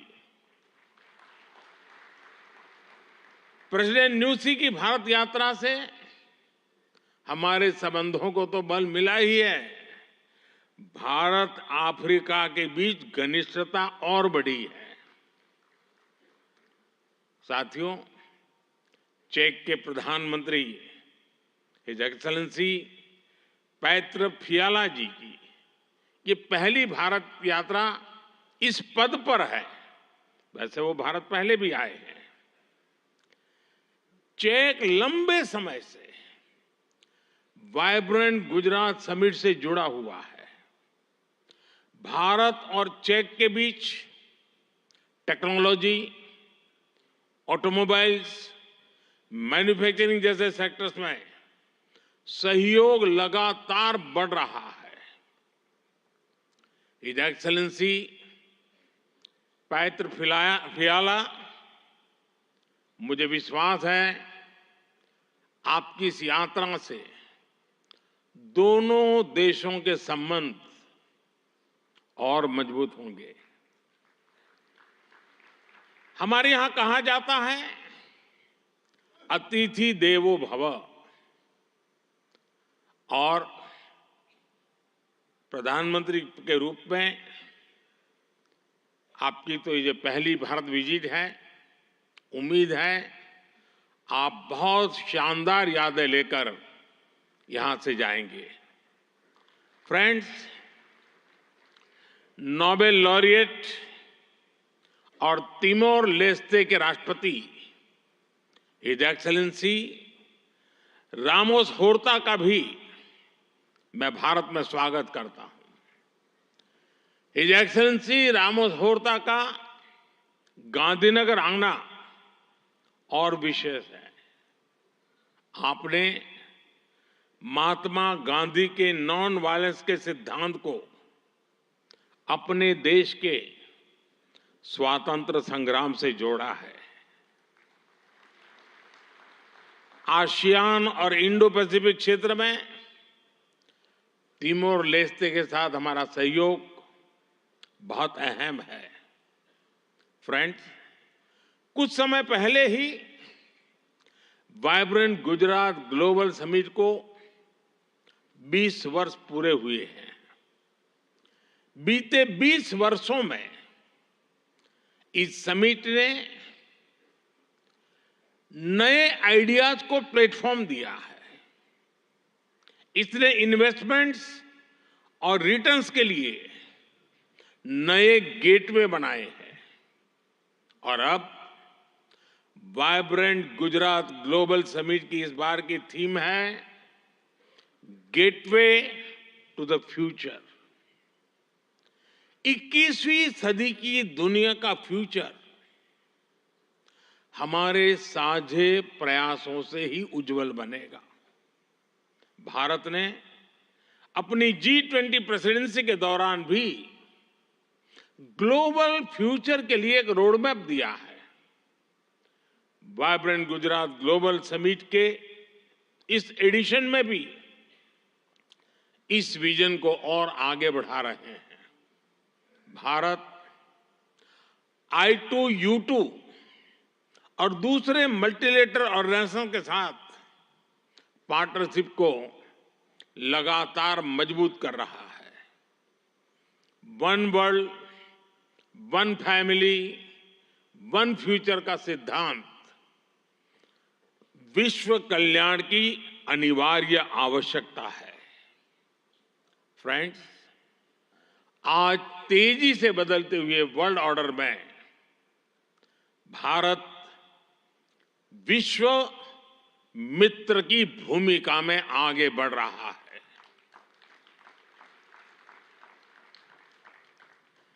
आज भारत ने विश्व को ये भरोसा दिया है कि हम साझा लक्ष्य तय कर सकते हैं, अपने लक्ष्य प्राप्त कर सकते हैं। विश्व कल्याण के लिए भारत की प्रतिबद्धता, भारत की निष्ठा, भारत के प्रयास और भारत का परिश्रम आज की दुनिया को ज्यादा सुरक्षित और समृद्ध बना रहा है। The world looks at India as an important pillar of stability, a friend who can be trusted, a partner who believes in people-centric development, a voice that believes in global good, a voice of the global south, an engine of growth in the global economy, a technology hub for finding solutions, a powerhouse of talented youth, and a democracy that delivers. Friends, Bharat के 1.4 billion लोगों की priorities और aspirations, human centric development पर उनकी आस्था, inclusivity और equality का हमारा commitment, विश्व समृद्धि और विश्व के विकास का बहुत बड़ा आधार है। आज भारत दुनिया की 5th लार्जेस्ट इकोनॉमी है। 10 साल पहले भारत 11th पर था। आज दुनिया की हर प्रमुख रेटिंग एजेंसी का अनुमान है कि भारत अगले कुछ वर्षों में दुनिया की टॉप 3 इकोनॉमी में जाएगा।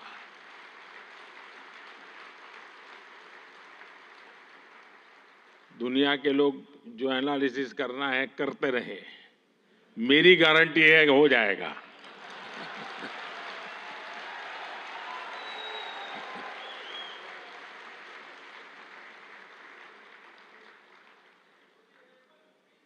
एक ऐसे समय में जब विश्व अनेक अनिश्चितताओं से घिरा हुआ है, तब भारत दुनिया में विश्व की एक नई किरण बनकर के उभरा है। भारत की प्राथमिकताएं बिल्कुल स्पष्ट है। आज भारत की प्राथमिकता है sustainable industry, infrastructure and manufacturing. आज भारत की प्राथमिकता है new age skills, futuristic technology, AI and innovation. आज भारत की प्राथमिकता है green hydrogen, renewable energy, semiconductors, इसका पूरा इकोसिस्टम। इसकी एक झलक हम vibrant Gujarat global trade show में भी देख सकते हैं। और मेरा तो आग्रह है कि ट्रेड शो जरूर देखें। गुजरात के भी स्कूल कॉलेज के विद्यार्थी जरूर जाएं।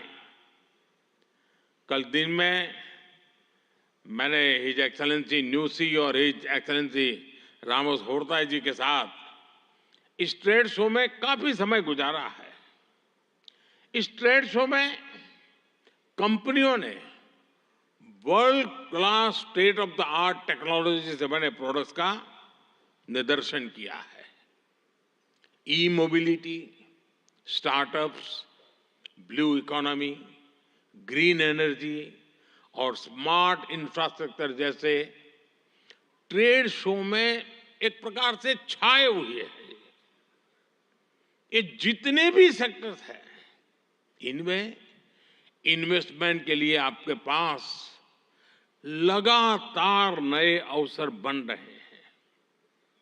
साथियों, आप सभी वैश्विक परिस्थितियों से भली भांति परिचित है। ऐसे में आज अगर भारत की इकोनॉमी में इतना रेजिलियंस दिख रहा है, अगर आज भारत की ग्रोथ में इतना मोमेंटम दिख रहा है, तो इसके पीछे बड़ी वजह है बीते 10 वर्षों में स्ट्रक्चरल रिफॉर्म्स पर हमारा फोकस। इन रिफॉर्म्स ने भारत की इकोनॉमी की कैपेसिटी, कैपेबिलिटी एंड कॉम्पिटिटिवनेस बढ़ाने का बहुत बड़ा काम किया है। रिकैपिटलाइजेशन और आईबीसी से हमने भारत के बैंकिंग सिस्टम को दुनिया के सबसे मजबूत बैंकिंग सिस्टम में से एक बना दिया है।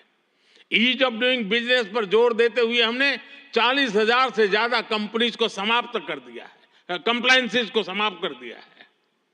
जीएसटी ने भारत में टैक्स के अनावश्यक जाल को खत्म किया है। भारत में हमने ग्लोबल सप्लाई चेन के डाइवर्सिफिकेशन के लिए बेहतर माहौल बनाया है। हाल में ही हमने 3 FTA साइन किए ताकि ग्लोबल बिजनेस के लिए भारत और अट्रैक्टिव डेस्टिनेशन बन सके। इनमें से एक FTA तो यूएई के साथ ही हुआ है। हमने अनेक सेक्टर्स को ऑटोमेटिक रूट से FDI के लिए ओपन किया है। आज भारत इंफ्रास्ट्रक्चर पर रिकॉर्ड इन्वेस्ट कर रहा है। पिछले 10 वर्ष में भारत का कैपेक्स 5 गुना अधिक हो चुका है। फ्रेंड्स, भारत आज ग्रीन एनर्जी और अल्टरनेटिव एनर्जी सोर्स को लेकर भी अभूतपूर्व गति से काम कर रहा है। भारत की रिन्यूएबल एनर्जी कैपेसिटी 3 गुना बढ़ी है और सोलर एनर्जी कैपेसिटी में 20 गुना वृद्धि हुई है। डिजिटल इंडिया मिशन ने भारत में लाइफ और बिजनेस दोनों को ट्रांसफॉर्म कर दिया है। 10 वर्षों में सस्ते फोन और सस्ते डेटा से डिजिटल इंक्लूजन की नई क्रांति आई है। हर गांव तक ऑप्टिकल फाइबर पहुंचाने का अभियान, 5G का तेजी से विस्तार आम भारतीयों का जीवन बदल रहा है। आज हम दुनिया में तीसरे बड़े स्टार्टअप इकोसिस्टम है। 10 वर्ष पहले तक भारत में कुछ 100 स्टार्टअप थे।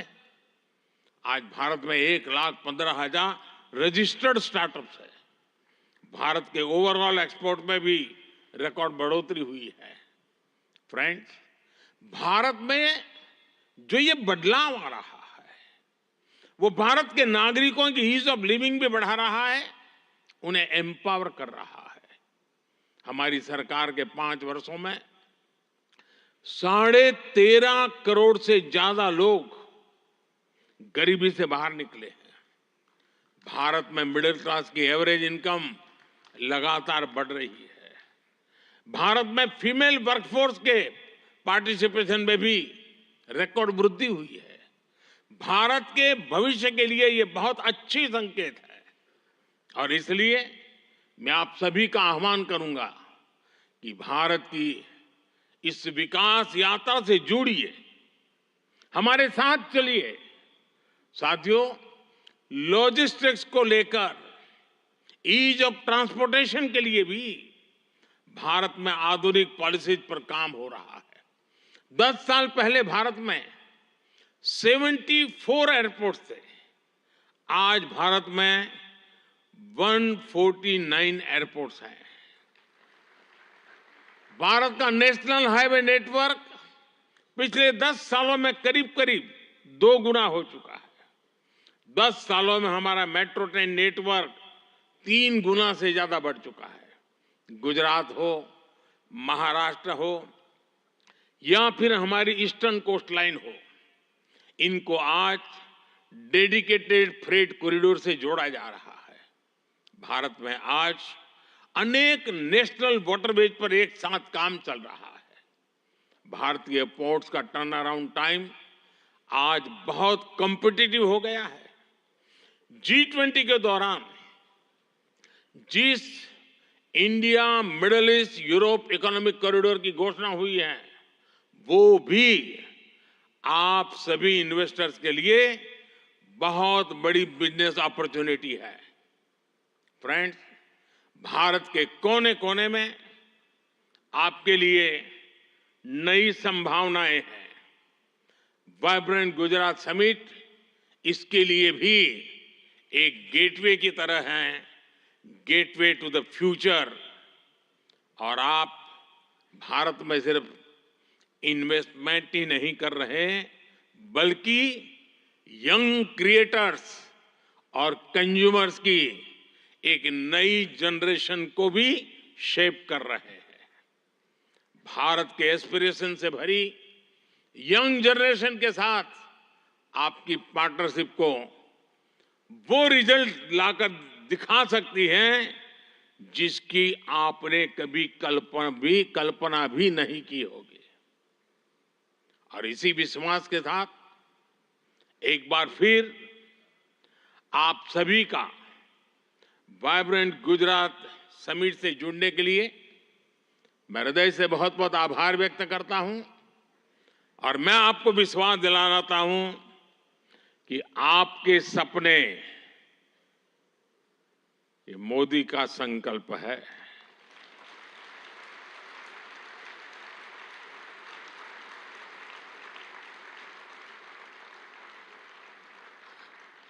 आपके सपने जितने बड़े होंगे, मेरा संकल्प भी उतना ही बड़ा होगा। आइए, सपने देखने के अवसर अनेक हैं, संकल्प पूरा करने का सामर्थ्य भी मौजूद है। बहुत बहुत धन्यवाद। माननीय प्रधानमंत्री महोदय, आपके प्रेरणादायक उद्बोधन और गुजरात की विकास कहानी में सक्रिय रूप से भाग लेने के लिए, सभी को प्रोत्साहित करने के लिए एवं आपकी प्रेरक उपस्थिति के लिए हम भी आपका बहुत बहुत धन्यवाद करते हैं। We extend our heartfelt appreciation for the same.